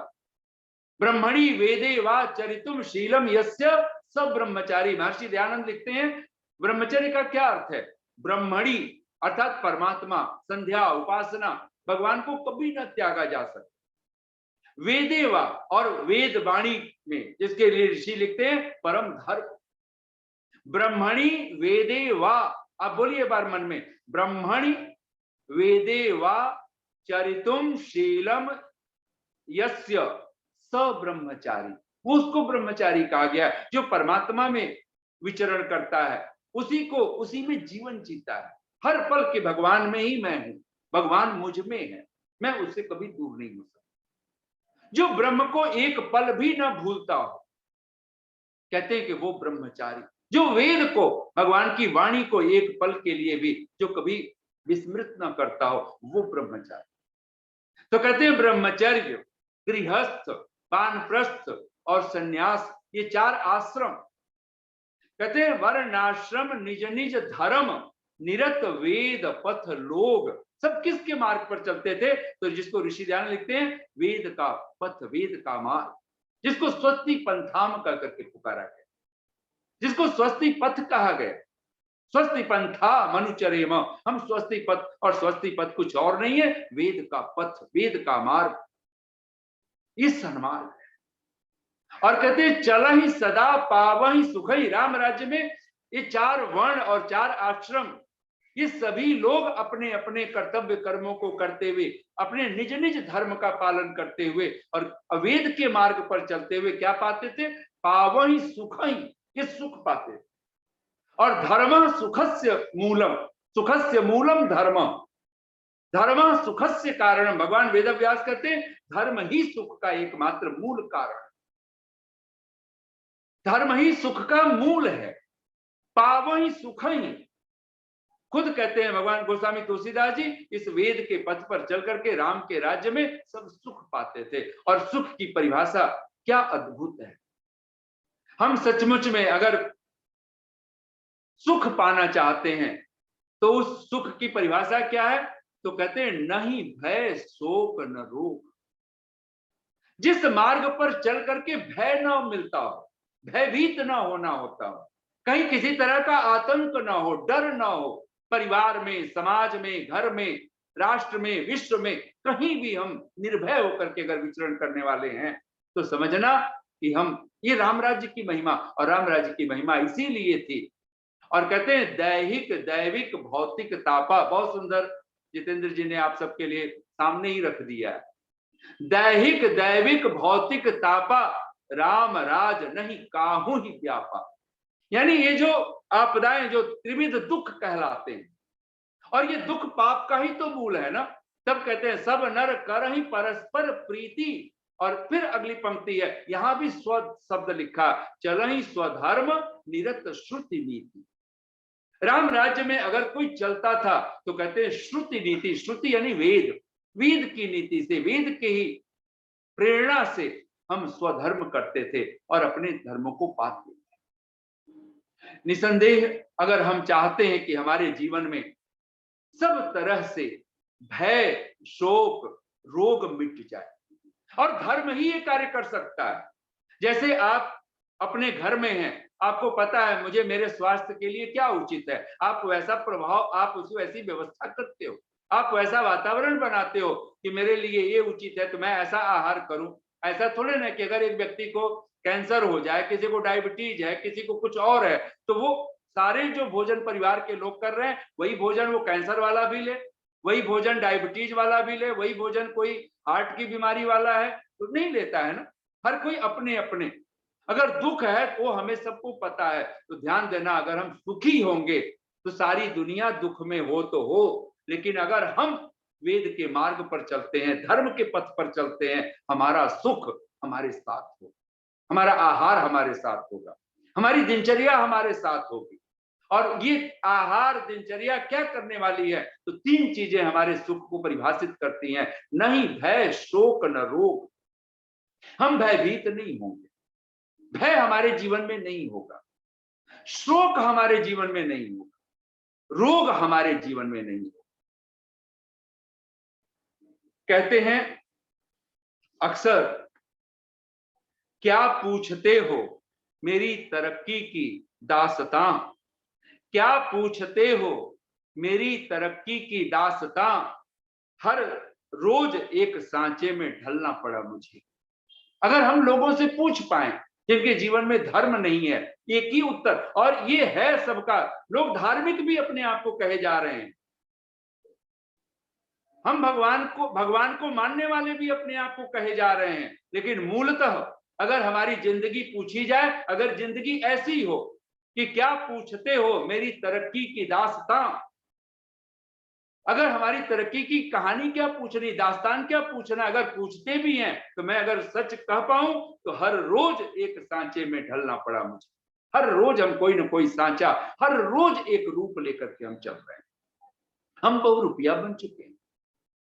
तब कोई कवि बहुत प्यारे अंदाज में कह देता है, जिसको भी देखना कई बार देखना, जिसको भी देखना। राम और रावण में फर्क क्या है? राम और रावण में अंतर क्या है?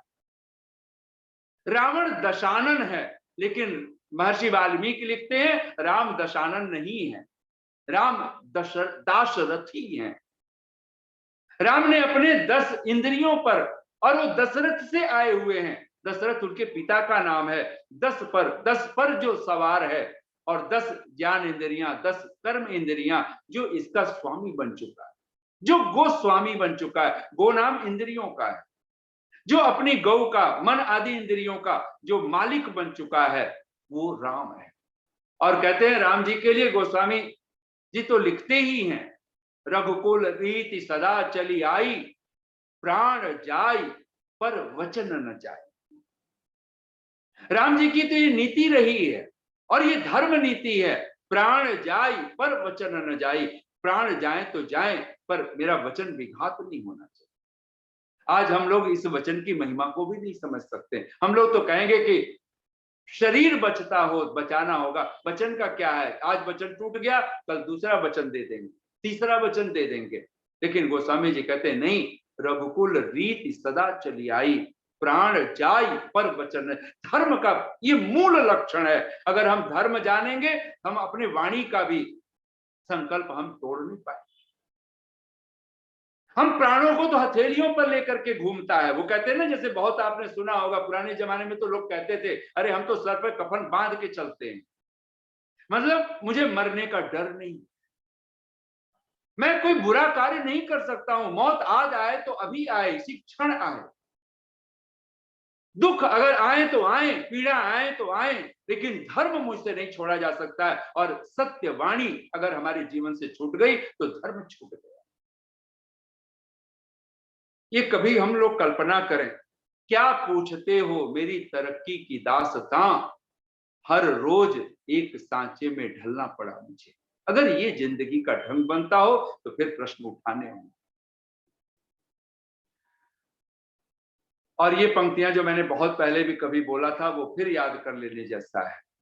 उठाना खुद ही पड़ता है थका हुआ बदन अपना, उठाना खुद ही पड़ता है थका हुआ बदन अपना, कि जब तक सांस चलती है कोई कंधा नहीं दे।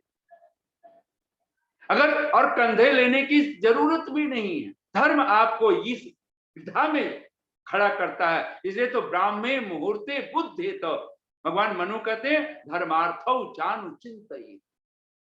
हम ब्राह्म मुहूर्त में हमारी निद्रा खुले, प्रातः काल का जो समय है वो समय वो अद्भुत है। और अभागे हैं हम लोग अगर उस समय हमारी आंख न खुलती हो, उस समय हम सो रहे हो। जब सोना था तब हम जाग रहे हैं, और जब जागना था तब हम सो रहे हो। अगर ऐसी दिनचर्या बन रही हो तो गोपाल दास नीरज की बहुत प्यारी पंक्ति है, नींद भी खुली न थी कि हाय धूप ढल गई। अभी तो आंख खुली भी न थी कि सांझ होने को आ गई। नींद भी खुली न थी कि हाय धूप ढल गई, पांव जब तलक उठे कि जिंदगी फिसल गई। पात पात झर गए कि शाख शाख जल गए, चाह तो निकल न सकी पर उम्र निकल गई। नींद भी खुली न थी कि हाय धूप ढल गई। हम कब जगेंगे, कब आंखें खोलेंगे, कब अपने भीतर। और अगर आप ब्रह्म मुहूर्त में, अब ब्रह्म मुहूर्त उसका नाम दिया गया क्योंकि ब्रह्म वेद और ब्रह्म परमात्मा, ये ब्रह्म शब्द के दो मूल अर्थ हैं। जो ये ब्रह्मणी वेदितव्य, भगवान वेद व्यास कहते हैं दो ब्रह्म तो हर एक को जानने चाहिए। एक शब्द ब्रह्म परम चयत, एक शब्द ब्रह्म यानी वेद भगवान की वाणी, और परम चयत और जो परमात्मा है जिसने वेद को दिया है, जिसने जगत दुनिया जहान बनाई। कहते हैं शब्द ब्रह्मणि निष्णातः पर ब्रह्मादि गच्छते। अगर पर ब्रह्म को पाना है तो कहते हैं वही प्राप्त कर पाता है जो इस शब्द ब्रह्म में निष्णात हो जाता है, जो इसमें रोज स्नान करता है, निमज्जित होता है, डूबता है।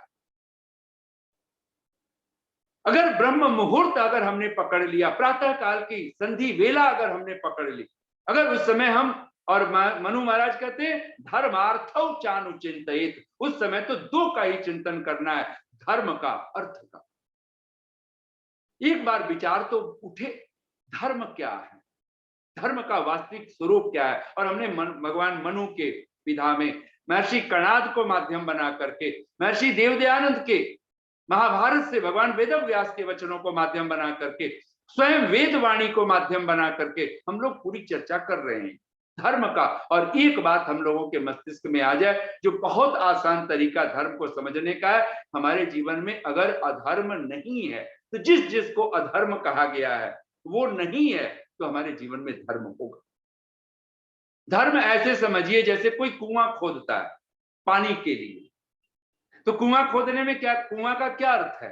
कुआं का एक ही अर्थ है, एक एम्प्टीनेस पैदा करना, एक खाली जगह बनाना।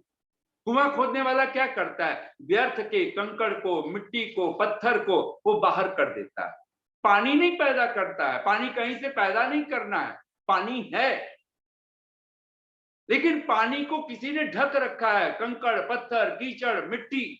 उस मिट्टी को हटा दें, एक एम्प्टीनेस पैदा करें, एक शून्य पैदा करें, एक खाली जगह, वहां प्रेम, जैसे वहां जल ऊपर उभर आता है, कहते हैं ऐसे ही जब हम एम्प्टीनेस पैदा करते हैं, जहां से काम, क्रोध, लोभ, मोह, मद, मत्सर, हिंसा, असत्य, ये चोरी, जिसको मनु महाराज धर्म के 10 लक्षण कहते हैं, धृति, क्षमा, दमो, अस्तेयम, इसका विपरीत ही तो अधर्म के 10 लक्षण कहलाएंगे, जिसको भगवान पतंजलि यम नियम कहते हैं, उसी का जो विपरीत है हिंसा है। अगर तो हमारे जीवन में यम नहीं हो सकता है। योग का पहला अंग अगर हमारे जीवन में चाहिए तो अहिंसा चाहिए, द्रोह रहित चित्त चाहिए, द्वेष रहित मन चाहिए। एक बार भीतर एक मस्तिष्क में हमारी बात बैठ जानी चाहिए, और तब अधर्म, जो अधर्म नहीं है, अगर ये हमने कंकड़ पत्थर हटाए, काम, क्रोध, लोभ, मोह, मद, मत्सर के, क्योंकि भगवान कृष्ण जब अर्जुन कहता है अथ केन प्रयुक्तो अयम पापम चरति पुरुष, हे कृष्ण, ये मनुष्य किससे प्रेरित होकर के पाप आचरण करता है? तो भगवान कृष्ण कहते हैं काम एष, क्रोध एष, रजोगुण समुद्भव। ये काम ही है, ये क्रोध ही है। ये जो काम, क्रोध, लोभ, मोह, मद, मत्सर, ये सब जब आपके जीवन से ये कंकड़ पत्थर, ये व्यर्थ के कूड़ा कचरा, ये जब विदा हो, तो कहते हैं वहां पर जो होगा उसी का नाम धर्म। और धर्म क्या करता है? धर्म हमें धन्य कर देता है। अर्थ का अर्थ है जो आपको जीवन सार्थक बना दे, हमें लगे कि जीवन धन्य हो गया, जीवन सफल हो गया। इस जीवन का सार यही है, मिल जाए भगवान किसी दिन। सबसे पहली चीज कोई अनुभूति में आनी चाहिए तो परमात्मा। परम धर्म अगर कुछ है तो परमात्मा ही तो है, उसकी वाणी ही तो है। इसलिए ऋषि दयानंद सत्यार्थ प्रकाश से लिखे, अथवा उनकी कोई छोटी से छोटी पुस्तिका आप पढ़िए, सबसे पहले वो जब प्रारंभ करते हैं, सबसे पहले अगर किसी का जिक्र करते हैं तो ऋषि दयानंद ईश्वर की बात करते हैं। अगर ईश्वर उनकी परिभाषा में, उनके ग्रंथ में सबसे पहला ईश्वर नहीं बनता है तो फिर वो मानो शब्द ही, वाक्य ही आगे उनका नहीं बढ़ता। इसलिए धर्म को अगर हमें समझना है तो ये बात हम लोग मस्तिष्क में कई लोगों के बैठा हुआ है, क्योंकि कुछ ऐसे मत मजहब हैं भारतवर्ष में भी जो ईश्वर की बात ही नहीं करना चाहते। वो कहते हैं नहीं, सीधे धर्म की बात करेंगे। आप धर्म फिर बेबूझ पहेली होगी, वो धर्म नहीं होगा। धर्म के नाम पर फिर पाखंड चलता है। अगर सत्य स्वरूप नहीं है हमारे पास में, ईश्वर ही नहीं है, अगर हम माता पिता को ना समझ पाए, मूल तो माता पिता है ना, अगर माता पिता ही हमारे परिवार में उपेक्षित हो और फिर हम कहें कि हम अपने परिवार को बहुत सुंदर संस्कार देंगे, शिक्षा देंगे, हम दो हमारे दो, और उसमें हम दो हमारे दो में माता पिता ना हो, दादा दादी ना हो, आपके पितर ना हो, तो फिर जैसे वो परिवार होगा कल्पना कर सकते हैं, ठीक वैसे ही जिस धर्म में ईश्वर ना हो, और वो ईश्वर कैसा, वो कहीं काबा काशी में बैठा हुआ नहीं, वो ईश्वर नहीं जो आसमानों पर कहीं रहता हो, वो ईश्वर जो आपके हृदय में ही विद्यमान, जो एवरीवेयर, जिसके लिए समवेयर की दृष्टि छोड़नी पड़ेगी, कहीं है का ख्याल छोड़ना पड़ेगा। धर्मार्थौ चानु चिंतयेत, इसलिए परम धर्म अगर कुछ है तो भगवान मनु कहते हैं वेदो अखिलो धर्म मूलम। हम वेद को क्यों मानते हैं और वेदों पर श्रद्धा क्यों करें? ऋषि दयानंद की सबसे महती देन क्या है अगर हमारे पास, तो वेद ही तो दिया उन्होंने। और वेद क्यों, क्या है, किस लिए श्रद्धा करें? क्योंकि वो कहते हैं ये भगवान की वाणी है। और आज तो विश्व में सिद्ध हो चुका है, धरती पर कोई ही शायद विचारक हो जो वेद को हजारों वर्ष ईसा पूर्व न कहता हो। मैक्स मूलर कोई 14 वर्ष ईसा पूर्व कहता है, ईसा के बीच में तो नहीं कहता ना, 1400 वर्ष पूर्व कहता है। कुछ और विचारक हैं जैकबवादी हुए, वो लोग कहते हैं कि नहीं, कोई 4500 वर्ष पूर्व ईसा पूर्व। बाल गंगाधर तिलक कोई 6000 वर्ष पूर्व की बात करते हैं, उन्होंने जो एविडेंस इकट्ठे किए, वो 6,000 की बात करते हैं। और भी चिंतक हुए, कोई 20-25 हजार की बात करते हैं। लेकिन हम लोग तो जानते हैं कि जब से इस सृष्टि पर मनुष्य आया है तभी से वेद आया। और आज तो पूरे वर्ल्ड में कहा जाता है ओल्डेस्ट बुक अगर कोई है तो वो ऋग्वेद, वो वेद। और जिन्होंने भी वेदों का, ये ग्रंथों का, उपनिषदों का जिन्होंने भी अध्ययन किया, स्वाध्याय किया, आप कल्पना नहीं कर सकते कि वो लोग कैसे अभिभूत हो गए। कोई अष्टावक्र गीता पढ़ लिया, वो पागल हो गया। किसी ने भगवत गीता पढ़ ली भगवान कृष्ण की, वो पागल हो गए। और सोचो जिन लोगों ने वेद पढ़ लिया हो उनके जीवन में क्या चमत्कार घटते। और वेदों का जो मूल, स्वामी विद्यानंद आर्य जगत के एक बहुत बड़े विद्वान, जिन्होंने बहुत अद्भुत अद्भुत ग्रंथ लिखे। अध्यात्म मीमांसा उनकी एक पुस्तक है, जिस पर अध्यात्म मीमांसा में यजुर्वेद का जो 40वां अध्याय है उसी पर उन्होंने बहुत चर्चा की। वो कहते हैं बृहदारण्यक उपनिषद, ये मूलतः अगर देखा जाए तो कहते हैं ये जो यजुर्वेद के 40वां अध्याय है इसी की व्याख्या है। और उपनिषदों में, और जो मूल उपनिषद है वो ईशोपनिषद है। ईशोपनिषद की ही व्याख्या बृहदारण्यक उपनिषद है। और कहते हैं न्यून अधिक मात्रा में ले तो सभी उपनिषद ईशोपनिषद की ही मानो व्याख्या कर रहे हैं। और ईशोपनिषद का जो मूल है वो साक्षात वेद है, यजुर्वेद है। यजुर्वेद का 40वां अध्याय। अगर उपनिषद इतने स्तुत्य हो सकते हैं, उपनिषदों के मूल में अगर कुछ है तो वह वेद है। और ध्यान देना, हर ग्रंथ के, गीता को तो सर्ववेदमयी गीता का करके उसकी प्रशंसा की गई, क्योंकि वेदैश्च सर्वैरहमेव वेद्य। भगवान कृष्ण कहते हैं परमात्मा अगर जानने योग्य है तो कहते हैं वेदैश्च सर्वैर अहम एव वेद्य, मैं ही जानने योग्य हूं सारे वेदों से। हमारे मस्तिष्क में शास्त्रम प्रमाणम, और बड़ी हैरानी की घटना होती है, ऐसे बड़े बड़े चिंतक हो गए, वो कहते हैं कि कृष्ण जो बोल रहे हैं वही शास्त्र बन गया। कृष्ण किसी शास्त्र की दुहाई नहीं देते हैं। शायद ही उन्होंने भगवत गीता पढ़ी हो, पता नहीं कैसे पढ़ते हैं, क्योंकि उनको संस्कृत का ना इतना नॉलेज था, ना उनको जानकारी थी। और वो लोग पूरे वर्ल्ड में कहीं बहुत बड़े चिंतक बन करके उभरे, लेकिन उनको सचमुच में कहा जाए तो भगवत गीता पढ़ी ही नहीं है, उन्हें पता ही नहीं। शास्त्रम प्रमाणम शास्त्र विधि उत्सृज्य यह वर्तते कामकार्त, ये भगवान कृष्ण के शब्द हैं। और आज भी जो भगवत गीता प्रेस गोरखपुर से जो भगवत गीता की जो अनुवाद मिलते हैं, जिसको जय दयाल गोयंद का, वो अद्भुत, उन्होंने सारे शब्दों के साथ एक अद्भुत न्याय किया हुआ है। हम लोग पढ़ते हैं आज, और पूरे वर्ल्ड में जिन्होंने भी भगवत गीता का अर्थ किया है, भाष्य किया है, जरूर कहीं न कहीं उसके पीछे उनके पक्षपात है, उनकी दृष्टि है अपनी। लेकिन जय दयाल गोयंद का बहुत मात्रा में, अगर उनको कहें तो हम लोग अपने वैदिक परिप्रेक्ष्य में देखें तो कोई करीब करीब 98% कह दें, 1-2% को छोड़ दें, तो उतना उन्होंने भी उसके साथ न्याय किया हुआ लगता है। जय दयाल गोयंद का जब भाष्य करते हैं तो शास्त्रम प्रमाणम का अर्थ करते हैं वेद शास्त्र प्रमाण, वेद शास्त्र की बात करते हैं। जब जय दयाल गोयंद का स्वाध्याय की बात करते हैं तो स्वाध्याय जब भगवत गीता में लिखा है तो वहां स्वाध्याय का अर्थ वेद आदि शास्त्रों का अध्ययन कहते हैं।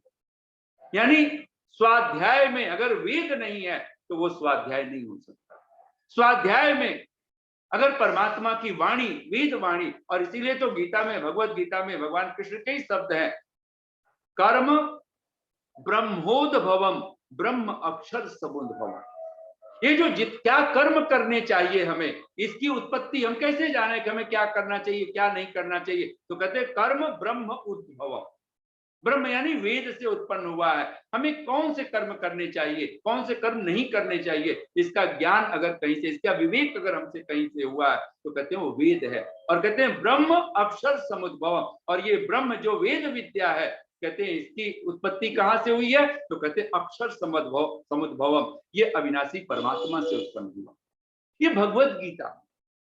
लेकिन फिर भी विडंबना कि जब कुछ लोग, कुछ ऐसे बड़े चिंतक जो अपने आप को अद्भुत रूप से प्रतिष्ठापित कर चुके हों समाज के बीच में, और वो कहते हैं शास्त्र के कोई मतलब नहीं है, वो हर ग्रंथ को एक उपेक्षा की दृष्टि पैदा कर देता हो, वो कहता है शास्त्र हमेशा आंख के सामने होना चाहिए, बात नहीं बनी। तो सबसे पहला जो धर्म का मूल स्वरूप है वो वेद है, वेद वाणी। इसलिए आचार्य चाणक्य तक कह देते हैं न वेद बाह्यो धर्म, ऐसे कुछ शब्द हैं आप अपने मस्तिष्क में दोहराते रहिए, न वेद बाह्यो धर्म। और इसीलिए तो महर्षि देव दयानंद 3 सूत्र जब हमें अपने आप में देते हैं, वो 3 सूत्र हमें आर्य बनने के लिए तो है। आर्य का अर्थ ऋषि के ही शब्द है, एक बार आप सब अपने मन में दोहराइए। संस्कृत भाषा में आर्य का क्या अर्थ किया है, अनेक जगह वो अर्थ करते हैं, लेकिन एक जगह ये धर्म के परिप्रेक्ष्य में आप लोग ये अर्थ दोहरा लीजिए। आर्य धर्म्य गुण कर्म स्वभाव, ये आर्य का बहुत छोटा सा जो आंसर, जो आर्य का जो अर्थ, आर्य की जो महिमा। कहते आर्य कौन है, तो कहते हैं धर्म्य गुण कर्म स्वभाव। धर्म युक्त जिसका गुण है, धर्म युक्त जिसके कर्म है, धर्म युक्त जिसका स्वभाव है, वो आर्य है। हमने कभी ऐसे कब सोचा है? हम तो सोचते हैं मैं आर्य हूं, मैं बस श्रेष्ठ हूं, मैं तो मंदिर नहीं जाता, मस्जिद नहीं जाता, गुरुद्वारे नहीं जाता, मैं यहाँ नहीं जाता, डिमका नहीं करता, मैं ये नहीं करता, वो नहीं करता, मैं आर्य हूं। नहीं, धर्म गुण कर्म स्वभाव, जिसके जीवन में धर्म युक्त गुण है। और धर्म युक्त गुण, पहला गुण क्या होना चाहिए? आपको पता है हनुमान जी के चालीसा हम लोग सुनते हैं बचपन से, और बिना सुने हुए भी याद हो चुका है। हम नहीं हनुमान चालीसा का पाठ करते हैं, लेकिन दुनिया पढ़ रही है, और उसमें पहला शब्द क्या है, पहला गुण क्या होना चाहिए? तो हनुमान जी के लिए लिखा गया जय हनुमान ज्ञान गुण सागर, ज्ञान गुण सागर। हिंदी में जब बोले पहला गुण अगर कोई है तो ज्ञान ही तो है, विवेक ही तो है। हम लोगों ने पूरी श्रद्धा के साथ मनु महाराज के और सबसे पहले कणाद मुनि को माध्यम बना करके ये धर्म का स्वरूप क्या है, तो कहते हैं यतो अभ्युदय निश्रेयस सिद्धि सधर्म। जिसके आचरण करने से, ऋषि के शब्द हैं, इस पर भाष्य है, जिसके आचरण करने से, यानी वो आचरण, वो गुण, वो कर्म, वो स्वभाव जिसके आचरण करने से अभ्युदय यानी संसार में उत्तम सुख, इस संसार में रहते हुए भी हमें उत्तम सुख प्राप्त होता हो। और कहते हैं बिल्कुल अथातो धर्मम व्याख्यास्यामः, ये पहला सूत्र है वैशेषिक दर्शन का कणाद मुनि का, और दूसरा ही सूत्र है यतो अभ्युदय निश्रेयस सिद्धि सधर्म। और कहते हैं इसकी प्रामाणिकता क्या है, कहते तद वचनाद आमनायस्य प्रामाण्यम। हम क्यों वेदों को माने, क्यों वेदों पे श्रद्धा करें, तो कहते तद वचनाद, तद वचनाद मतलब ईश्वर वचनाद, धर्म वचनाद, ये धर्म का वचन होने से, ईश्वर का वचन होने से इसकी प्रामाणिकता है। ये वेद वचन है, ब्रह्म वाक्य है। तो जिसके आचरण करने से संसार में उत्तम सुख, और कहते हैं मोक्ष सुख, निश्रेयस अर्थात मोक्ष सुख की प्राप्ति होती हो, जहां सब दुख विलीन हो जाते हो, जहां जिसको भगवान पतंजलि कहते हैं पंच क्लेशा विपर्यया, जिसको भगवान वेदव्यास भाष्य करते हैं। क्लेश क्या है, कहते हैं पंच क्लेशा विपर्यया, ये जो 5 विपर्य है, मिथ्या ज्ञान है। इसलिए पहला जो गुण है वो तत्व ज्ञान है। अगर हमें ठीक ठीक पता चल गया, हमें पाना कैसे है? एक दिल का दर्द है, एक दिल का दर्द है कि रहा जिंदगी के साथ, एक दिल का दर्द है कि रहा जिंदगी के साथ, एक दिल का चैन था कि सदा ढूंढते रहे। अगर ये जिंदगी बन रही हो, हमारे पास सब मकान, दुकान, कार, कोठी, आउटर वेल सब खड़ा कर लिया, लेकिन फिर भी सारी जिंदगी लगता है एक दिल का दर्द ये सारी जिंदगी के साथ रह रहा, दर्द खत्म ही ना हो रहा, इस संसार में भी सुख वो हमें ना मिलता हो, और मोक्ष सुख जहां पे सब क्लेश विदा हो जाते हो, अविद्या, अस्मिता, राग, द्वेष, अभिनिवेश, ये जो 5 क्लेश हैं, और सबसे खास करके अगर कहा जाए तो मृत्यु दुखम महादुखम, जो अभिनिवेश है, जो महादुख कह करके जिसको पुकारा गया, अगर ये अभिनिवेश, ये मृत्यु का दुख अगर जीवन में बना हुआ है, इसका अर्थ है हमारे जीवन में तत्व ज्ञान नहीं। जिसको धर्म, गुण, कर्म, स्वभाव, तो सबसे पहला जो गुण होना चाहिए धार्मिक व्यक्ति के भीतर, वो ज्ञान का, विवेक का, प्रज्ञा, और ये जीवन का हमारा ढंग। एक दिल का दर्द है, एक दिल का दर्द है कि रहा जिंदगी के साथ, एक दिल का चैन था कि सदा ढूंढते रहे। सारी जिंदगी दिल का चैन ढूंढ रहे हैं। हम लोग एक मजाक सुनते हैं ना कि एक ट्रेन में कोई एक बच्चा वो ऊपर की बर्थ पर वो लेटा हुआ है और वो कोई हर 5-5 मिनट पे वो उतरता है, वॉशरूम जाता है और फिर आकर के फिर अपने बर्थ पर पहुंचता है। तो जो नीचे लोग बैठे हुए थे वो बड़े परेशान हो गए, बोले बार बार बच्चा जो हर 5 मिनट 10 मिनट पे उतरता है अपनी बर्थ से, फिर ये सबको और अच्छा नहीं लगता है। तो अंत में एक हास्य है ये, तो लोगों ने पूछ लिया उस बच्चे से, बच्चा भी कोई बच्चा नहीं था, इतना बहुत छोटा। उसने कहा कि बेटे क्या तुझे चैन नहीं है? उसने कहा नहीं, चैन तो है, बस खुलती नहीं है। वॉशरूम जा रहा है वो बच्चा है जो ठहरा। हम भी कब चैन पाएंगे, कब दिल का सुकून? और वो सुकून तो तब मिलेगा जब जीवन में ज्ञान, गुण, सागर, ये धर्म का जो पहला लक्षण है वो वेद आ जाए। वेद का मूल अर्थ ही है विद ज्ञाने। हमारे जीवन में ज्ञान घर कर ले, और ज्ञान जहां होगा, ज्ञान जहां होगा, विवेक जहां होगी, प्रज्ञा जहां होगी, वहां प्रकाश होगा। इसलिए ऋषि ध्यान ने अद्भुत नाम दिया है, अगर एक बार आप चर्चा तो करें, सत्यार्थ प्रकाश। धर्म का जो मूल अर्थ है वो सत्य है, सत्य आचरण। और आज तो करवा चौथ का व्रत है ना, तो आज इस, और मुझे बहुत अच्छा लगा, मैं तो हालांकि समय क्रॉस कर चुका हूं लेकिन मैं बहुत जल्दी समेट दूं अपनी वाणी को।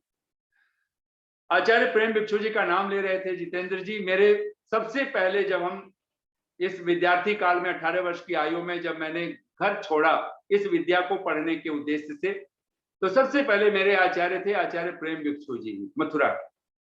उसके बाद मैं वहां से फिर स्वामी सत्यपति जी के वहां पे रोजड़ गए गुजरात, और वहां पर बहुत सारे आचार्यों के सानिध्य में, स्वामी सत्यपति जी के सानिध्य में 3 वर्ष हमने वहां पर अध्ययन किया था। उसके बाद अनेक विद्वानों का, लेकिन जो सबसे पहले हमारे आचार्य हैं वो है आचार्य प्रेम भिक्षु जी।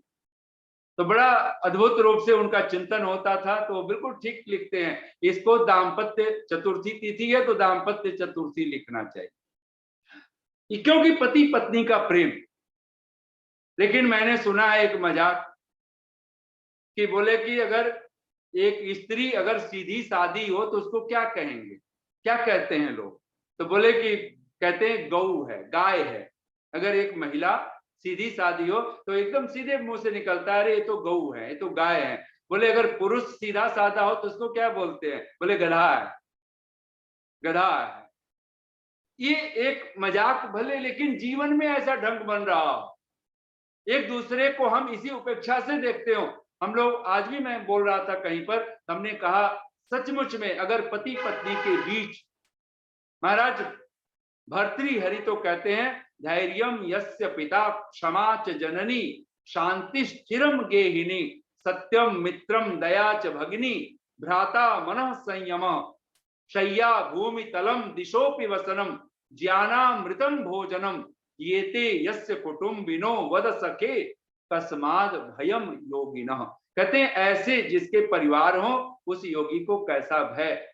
एक तो यह है कि धैर्य जिसका पिता है, और मुझे जो दिखाई दिया, एक दूसरा व्याख्या कर लीजिए, पिता में और कोई गुण हो या न हो, लेकिन पिता में धैर्य का गुण होना चाहिए। तो पिता के पास पैसा हो कि ना हो, लेकिन पिता में धैर्य हो, पेशेंस। धैर्यम यस्य पिता क्षमा च जननी, मां क्षमा मां है, ये तो ठीक है, लेकिन सचमुच में अगर मां के भीतर और कोई गुण हो या न हो, लेकिन मां में एक गुण चाहिए, वो क्षमा का गुण, सहनशीलता। क्षमा का अर्थ होता है क्षमु सहने, सहनशील है। अगर, और मां से बढ़कर के सहनशील कौन हो सकता है? इस धरती को मां की भूमिका दी गई है, उपमा दी जाती है। धैर्यम यस्य पिता क्षमा च जननी शांतिश्चिरम गेहिनी, और सारे शब्दों की व्याख्या नहीं करता मैं, शांतिश्चिरम गेहिनी, कहते हैं अगर गेहिनी, गृहिणी, पत्नी का अगर कोई गुण हो तो लोग कहते हैं पत्नी में ये गुण होगा तो पति प्रभावित रहेगा, पति बस में रहेगा। हजार हजार लोग उपाय करते जा रहे हैं, कोई पत्नी को बस में करने के लिए, कोई पति को बस में करने के लिए, लेकिन मूलतः कहते हैं कि पत्नी के अंदर और कोई गुण हो या ना हो, कोई बहुत अच्छा खाना बनाना जाने कि न जाने, कोई फर्क नहीं पड़ता। कोई बहुत उसके अंदर योग्यता और दूसरी हो या ना हो, लेकिन एक योग्यता अगर गेहिनी में है, पत्नी में है, और वह है शांति स्थिरम गेहिनी, जिसकी चिर शांति। यानी अगर पत्नी ऐसी हो कि जो आपको जो वचन बोले वो शांतिदायक हो, अन्यथा ऐसी ना हो कि वो पंखा तो जल रही हो, ऊपर से पंखा चला, लाइट चली गई। पुराने जमाने में जब लाइट वाइट इतने बिजली गांव आदि में नहीं होते थे तो लोग पंखा जलते थे। आजकल भी आपने देखा होगा मंचों पर साधु संत अपने चमन डुलवाते रहते हैं। आजकल जब जरूरत नहीं है, पंखे, बिजली आ गई है, लाइट हो गई है, लेकिन 2 सेवक लगे रहेंगे चमन डुलाने के। मंदिरों में भगवान की मूर्तियों के आगे चमन डुलाए जा रहे हैं। आज आप जानते हो ग्रंथों के आगे, अब मैं नाम लिया नहीं जा सकता है, आजकल क्या उपद्रव कब किसकी बातों पे हो जाए, लेकिन चमन डुलाए जा रहे हैं। और पत्नी चमन डुलाए जा रही है और धीरे धीरे मीठे मीठे स्वर में और बोल रही है कि जेठानी ने ये कर दिया, देवरानी ने ये कर दिया। तब ज्वाइंट फैमिली होती। कहा नहीं, शांति स्थिरम गेहिनी, सचमुच में अगर पत्नी है, और इसी को वेद कहता है जाया पत्ते मधुमतिम वाचम वदतु शांतिवां। कोई पत्नी अगर पति की आयु बढ़ाना चाहती है, उसको भूखे रहने की जरूरत नहीं है। हाँ, करे उपवास, करे व्रत, कुछ दूध पी के, कुछ खान पान करके कुछ ऐसी करती है, उसमें इसके खंडन नहीं किया जा सकता।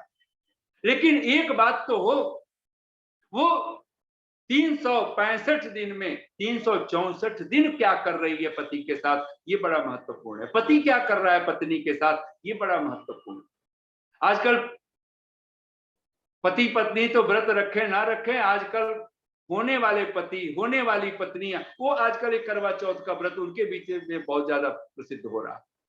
वो व्रत रख रहे हैं, दोनों भूखे रह रहे हैं, हम एक दूसरे की आयु बढ़ाएंगे। आयु बढ़ाओगे सचमुच में तो उसके लिए शांति स्थिरम गेहिनी। और धर्म का तो मूलतः सूत्र है, कोई ऐसा वाक्य ना बोलिए जिससे पति आग बबूला हो जाए। कोई ऐसा वाक्य मत बोले, क्योंकि पत्नी क्यों, एक मूलतः आप सबको पता है, पति रहेगा तो हम सुहागन कहलाएंगे। पति ही तो नहीं है, आज हम सुहाग नहीं कहला पाते हैं। लेकिन आज मैं एक बात और कहूं, रामकृष्ण परमहंस माँ शारदा से बोला था उन्होंने। माँ शारदा रो रही थी, रामकृष्ण परमहंस को कैंसर हो चुका है, गले प्राण छूटने वाले हैं। तो माँ शारदा जब रो रही थी तो रामकृष्ण हंस पड़े और बोले कि तू भी रोती है। उसने कहा कि अब आप नहीं रहेंगे तो रोना तो आएगा ना, अब मैं वैधव्य धारण कर लूंगी, आप नहीं रहेंगे, मैं विधवा हो जाऊंगी। तो कहते हैं कि रामकृष्ण बोले कि तू क्या इस शरीर को ही रामकृष्ण समझती है या कुछ और? अगर इतने दिनों में, और एक बात मैं तुझसे कहूं, अगर तू शरीर को ही रामकृष्ण समझती है तो रोना, बन जाना विधवा। लेकिन एक बात मैं तुझसे कहूं, मैं कभी मरने वाला नहीं, मैं वो हूं, और मैंने तुझे बताया है मैं कभी मरूंगा नहीं। और कहते हैं कि इतिहास इस बात का साक्षी है कि रामकृष्ण परमहंस की मृत्यु के बाद भी माँ शारदा ने वैधव्य, वो तो हमेशा ही वो व्हाइट कपड़े पहनती थी, लेकिन कभी अपने वो विधवा का लिबास ऐसा कुछ नहीं बनाया, वैसा कोई रहन सहन नहीं बनाया। सचमुच में हम जीवन, और राम जी और कबीरदास तो बहुत प्यारा शब्द बोल देते हैं, मैं तो हूं अपने राम की बहुरिया। भक्त तो कह देता है परमात्मा ही मेरा मालिक है, मैं ही उसका वधू हूं। सचमुच में परमात्मा, और हम भी 16 श्रृंगार कर लें, और वो 16 श्रृंगार अगर भगवान पतंजलि के शब्दों में बोले तो मैं शब्द समेट रहा हूं बहुत जल्दी। 5 नियम, 5 यम, 5 नियम, 10 हो गए। 16 श्रृंगार आप योगी का देख लीजिए। 16 श्रृंगार आपको स्वरूप दर्शन होगा, जहां तदा द्रष्टु स्वरूपे अवस्थानम, हम उस आत्म स्वरूप को उपलब्ध कर लेंगे। और वो स्वरूप कैसे मिलेगा? 5 यम, अहिंसा, सत्य, स्तेय, ब्रह्मचर्य, अपरिग्रह। 5 नियम, शौच, संतोष, तपस, स्वाध्याय, ईश्वर प्रणिधान। और कहते हैं अब इसके बाद 10 के बाद अब गिनिए 6, आसन, प्राणायाम, प्रत्याहार, धारणा, ध्यान, समाधि। समाधि तो ऐसे है जैसे कोई मंगलसूत्र पहन लिया, असमाधि ऐसे जैसे मांग भर ली हो, समाधि ऐसे जैसे घूंघट का पट खुल गया हो, सीधे परमात्मा के समक्ष हो हम। और ये 16 श्रृंगार है जो योगी करता है, और सचमुच में परमात्मा हमसे भी चाहता है हम धर्म के राह पर अगर चलें, और इस धर्म के राह पर धृति क्षमा दमो अस्तेयम शौचम इंद्रिय निग्रह धीर विद्या सत्यम अक्रोधो दशकम धर्म लक्षणम। और धर्म अगर इस भांति हमारे जीवन में आता है तो निसंदेह हमारे नाम उन 10 में नहीं होंगे जो धर्म को नहीं जान पाते हैं। हम मत्तः नहीं होंगे, हम प्रमत्तः नहीं होंगे, हम प्रमादी नहीं होंगे, हम उन्मत्तः नहीं होंगे, उन्मत्त नहीं होंगे, हम श्रांत हम थके हुए नहीं हो सकते हैं, हम बुभुक्षित हम भूखे नहीं होंगे, हम त्वरमाण हम जल्दबाज नहीं होंगे। ऐसे सारे अर्थ लगा दीजिए और आपको लगेगा लुब्ध त्वरमाण भीत क्रुद्ध कामी, ये सारे लक्षण आपके जीवन में, तब हम पता चलेगा कि ये 10 में मेरा नाम नहीं है, और तब हमें लगेगा हम धर्म के पर्याय बन चुके हैं। आइए मैं अंत में 2 पंक्तियां कहता हूं, वाणी को विराम दे रहा हूं, क्योंकि समय मुझे मन में तो था कि मैं कुछ पंक्तियां लंबी बोलूं, लेकिन 2 पंक्तियां कहते हुए, और ये निगेटिव है लेकिन फिर भी हम पॉजिटिव बनाएं, क्योंकि ये याद रह जाता है। आज भी देखते हैं समाज, नाम तो है समाचार, लेकिन वो है निगेटिव, तो समाचार तो है नहीं, सम शब्द हटा देना चाहिए उसके आगे से, तो और आचार भी नहीं है, तो कहीं ना कहीं अत्याचार कदाचार दुराचार को ही आज न्यूज बना करके परोसा जा रहा है, अन्यथा आज लिखना पड़ता है सुसमाचार। कुछ हंसी ख्वाब और कुछ आंसू, कुछ हंसी ख्वाब और कुछ आंसू, उम्र भर की यही कमाई है। अगर ये जीवन में लगता हो कुछ हंसी ख्वाब और कुछ आंसू, जब भी अकेले होते हो तो आंसू गिरने लग पड़े, कोई अपना सा कोई आपको दिखे और आंसू गिरने लग पड़े, और कुछ हसीन ख्वाब, तो कहते हैं अगर ये लगता हो उम्र भर की यही कमाई है, तो फिर समझना हमारा जीवन कहीं ना कहीं इन 10 के बीच में है। तब हम कहीं ना कहीं मत्तः उन्मत्तः प्रमत्तः शांतः बुभुक्षितः भीतः त्वरमाणः, ये सब नाम हमारे भीतर, हम कामी तब कहलाएंगे, तब सारी जिंदगी में शायद हमारे पास तब धर्म नहीं होगा, लेकिन धर्म हो सकता है अगर हमारे पास परमात्मा है। इसलिए एक, अब अंत में 2 पंक्तियां बोलता हुआ वाणी को विराम दे रहा हूं। एक साधे सब सधे, अब इसको पॉजिटिव में ले लीजिएगा। कुछ हंसी ख्वाब और कुछ आंसू, उम्र भर की यही कमाई है। ये कब? जब अधर्म हमारे जीवन में होगा, लेकिन हो सकता है एक साधे सब सधे, सब साधे सब जाय, जो तू सींचे मूल को फूलई फलई अघाय। और हमारा मूल एक ही है, अगर हमने परमात्मा को सींच लिया, हमने उस मूल को पकड़ लिया, तो जीवन धर्म से ओतप्रोत होगा। धर्मार्थौ चानुचिंतयेत्, हमारा जीवन सफल होगा, सार्थक होगा। इतनी शांति और प्रेम से आप सबने सुना, बहुत बहुत साधुवाद, बहुत बहुत धन्यवाद। ओम शम। और क्षमा प्रार्थी हूं कि आप लोगों के बीच में मैं समय ज्यादा लिया, इसके लिए बहुत बहुत धन्यवाद आदरणीय आचार्य जी। बहुत सुंदर चर्चा, आपने थोड़ा विलंब से प्रारंभ किया, तो आज थोड़ा समय उसी हिसाब से बाद में भी स्वाभाविक था, क्योंकि बात पूरी होती नहीं है, और अभी भी नहीं, ऐसा लगता है कि आप कहते रहें और हम सुनते रहें। अभी जैसे भूमिका ही आपने बनाई है और अभी मूल विषय पर धीरे धीरे भी आ रहे हैं। तो बहुत सुंदर चर्चा आपने, बहुत सुंदर प्रसंगों के माध्यम से, प्रमाणों के माध्यम से और विभिन्न सूत्रों के माध्यम से आपने की। बहुत धन्यवाद। आइए मैं एक बार पुनः आपको वह सूचना दे दूं, आर्य समाज केंद्रीय सभा का जो महर्षि स्वामी दयानंद सरस्वती बलिदान दिवस का कार्यक्रम है, अगले रविवार 31 अक्टूबर को प्रातः 8 बजे से 11 बजे तक आर्य समाज सेक्टर 15 में होगा। और वहां पर मुख्य वक्ता स्वामी श्रद्धानंद जी पलवल से रहेंगे, और भजनोपदेशक की भूमिका में मैं रहूंगा वहां पर, और आचार्य ऋषिपाल जी का आशीर्वाद प्राप्त होगा। और उसके पश्चात यह अगले रविवार का कार्यक्रम है।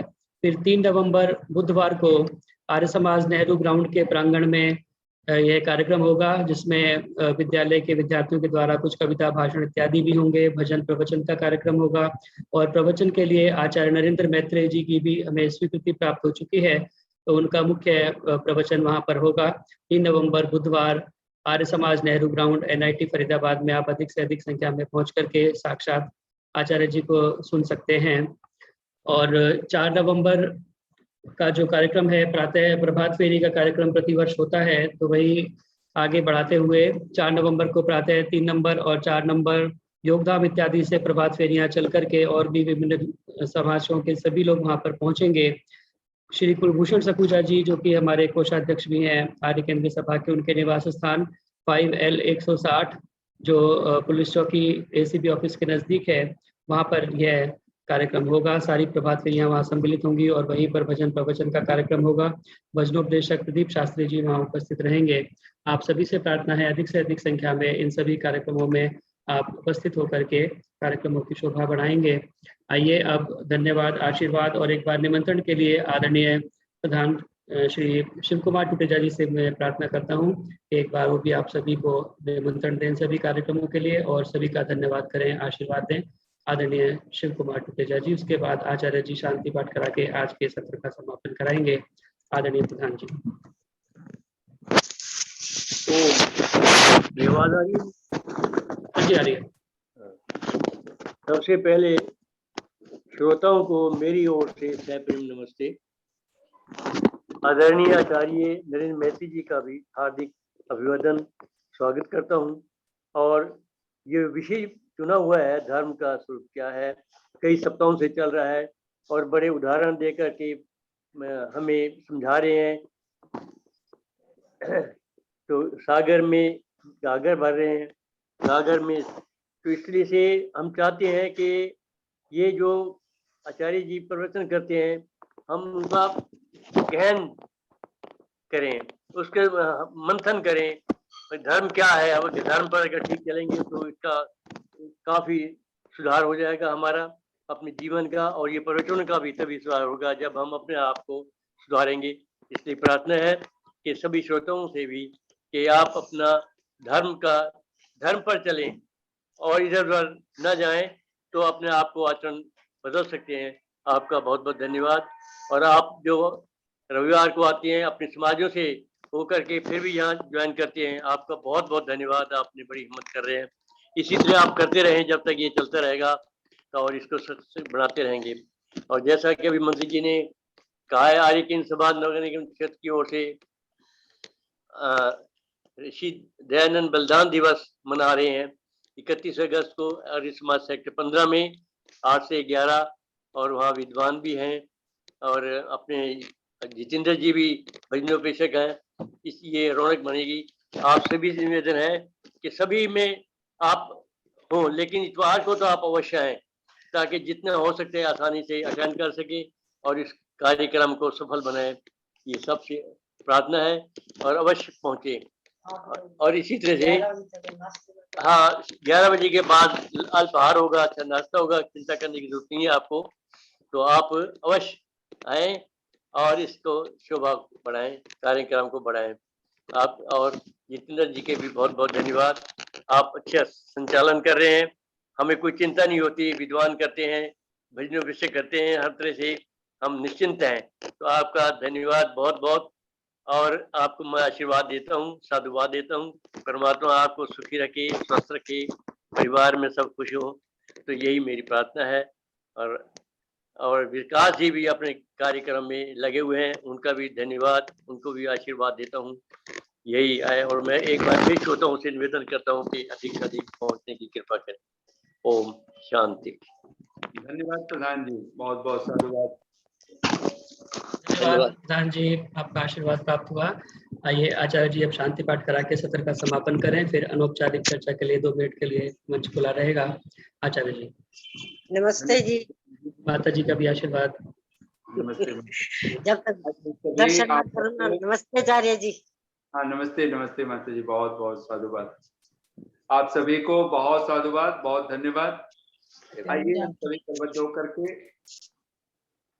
ओम द्यौः शान्तिरन्तरिक्षं शान्तिः पृथिवी शान्तिरापः शान्तिरोषधयः शान्तिः वनस्पतयः शान्तिर्विश्वे देवाः शान्तिर्ब्रह्म शान्तिः सर्वं शान्तिः शान्तिरेव शान्तिः सामा शान्तिरेधि ओम शांति शांति शांति ही। सच्चिदानंद स्वरूप भगवान की जय हो। सत्य सनातन वैदिक धर्म की जय हो। मर्यादा पुरुषोत्तम भगवान श्री राम की जय हो। योगेश्वर भगवान श्री कृष्ण की जय हो। गुरुवर स्वामी पूर्णानंद जी महाराज की जय हो। गुरुवर स्वामी विजयानंद महाराज की जय हो। विश्व गुरु महर्षि देव दयानंद सरस्वती की जय हो। सब ऋषियों मुनियों संतों महापुरुषों की जय हो। देश धर्म पर बलिदान होने वाले वीर वीरांगनाओं की जय हो। हमारा उद्घोष इंद्रम वर्धन्तो अपतुरः कृण्वन्तो विश्वमार्यम अपघ्नन्तो अरावणः प्रणवध्वनि। इससे पहले कि ओम बोलें, आज सभी धर्मप्रिय सज्जनों, मातृशक्ति, सभी जो पति पत्नी के रूप में है, दाम्पत्य जीवन में है, और जो भी आज एक और निसंदेह ऐसी कामना अपने पति के लिए करें, वहीं पर पत्नियों के लिए करें, तो आपकी अपनी पत्नी, आपका पति, तो पति और पत्नी दोनों आप सबके जीवन में अत्यंत प्रेम हो। जैसे वेद कहता है, जाया पत्ते मधुमतिम वाचम वदतु शांतिवाम। आइए पूरी श्रद्धा के साथ उद्घोष वाक्य बोलेंगे।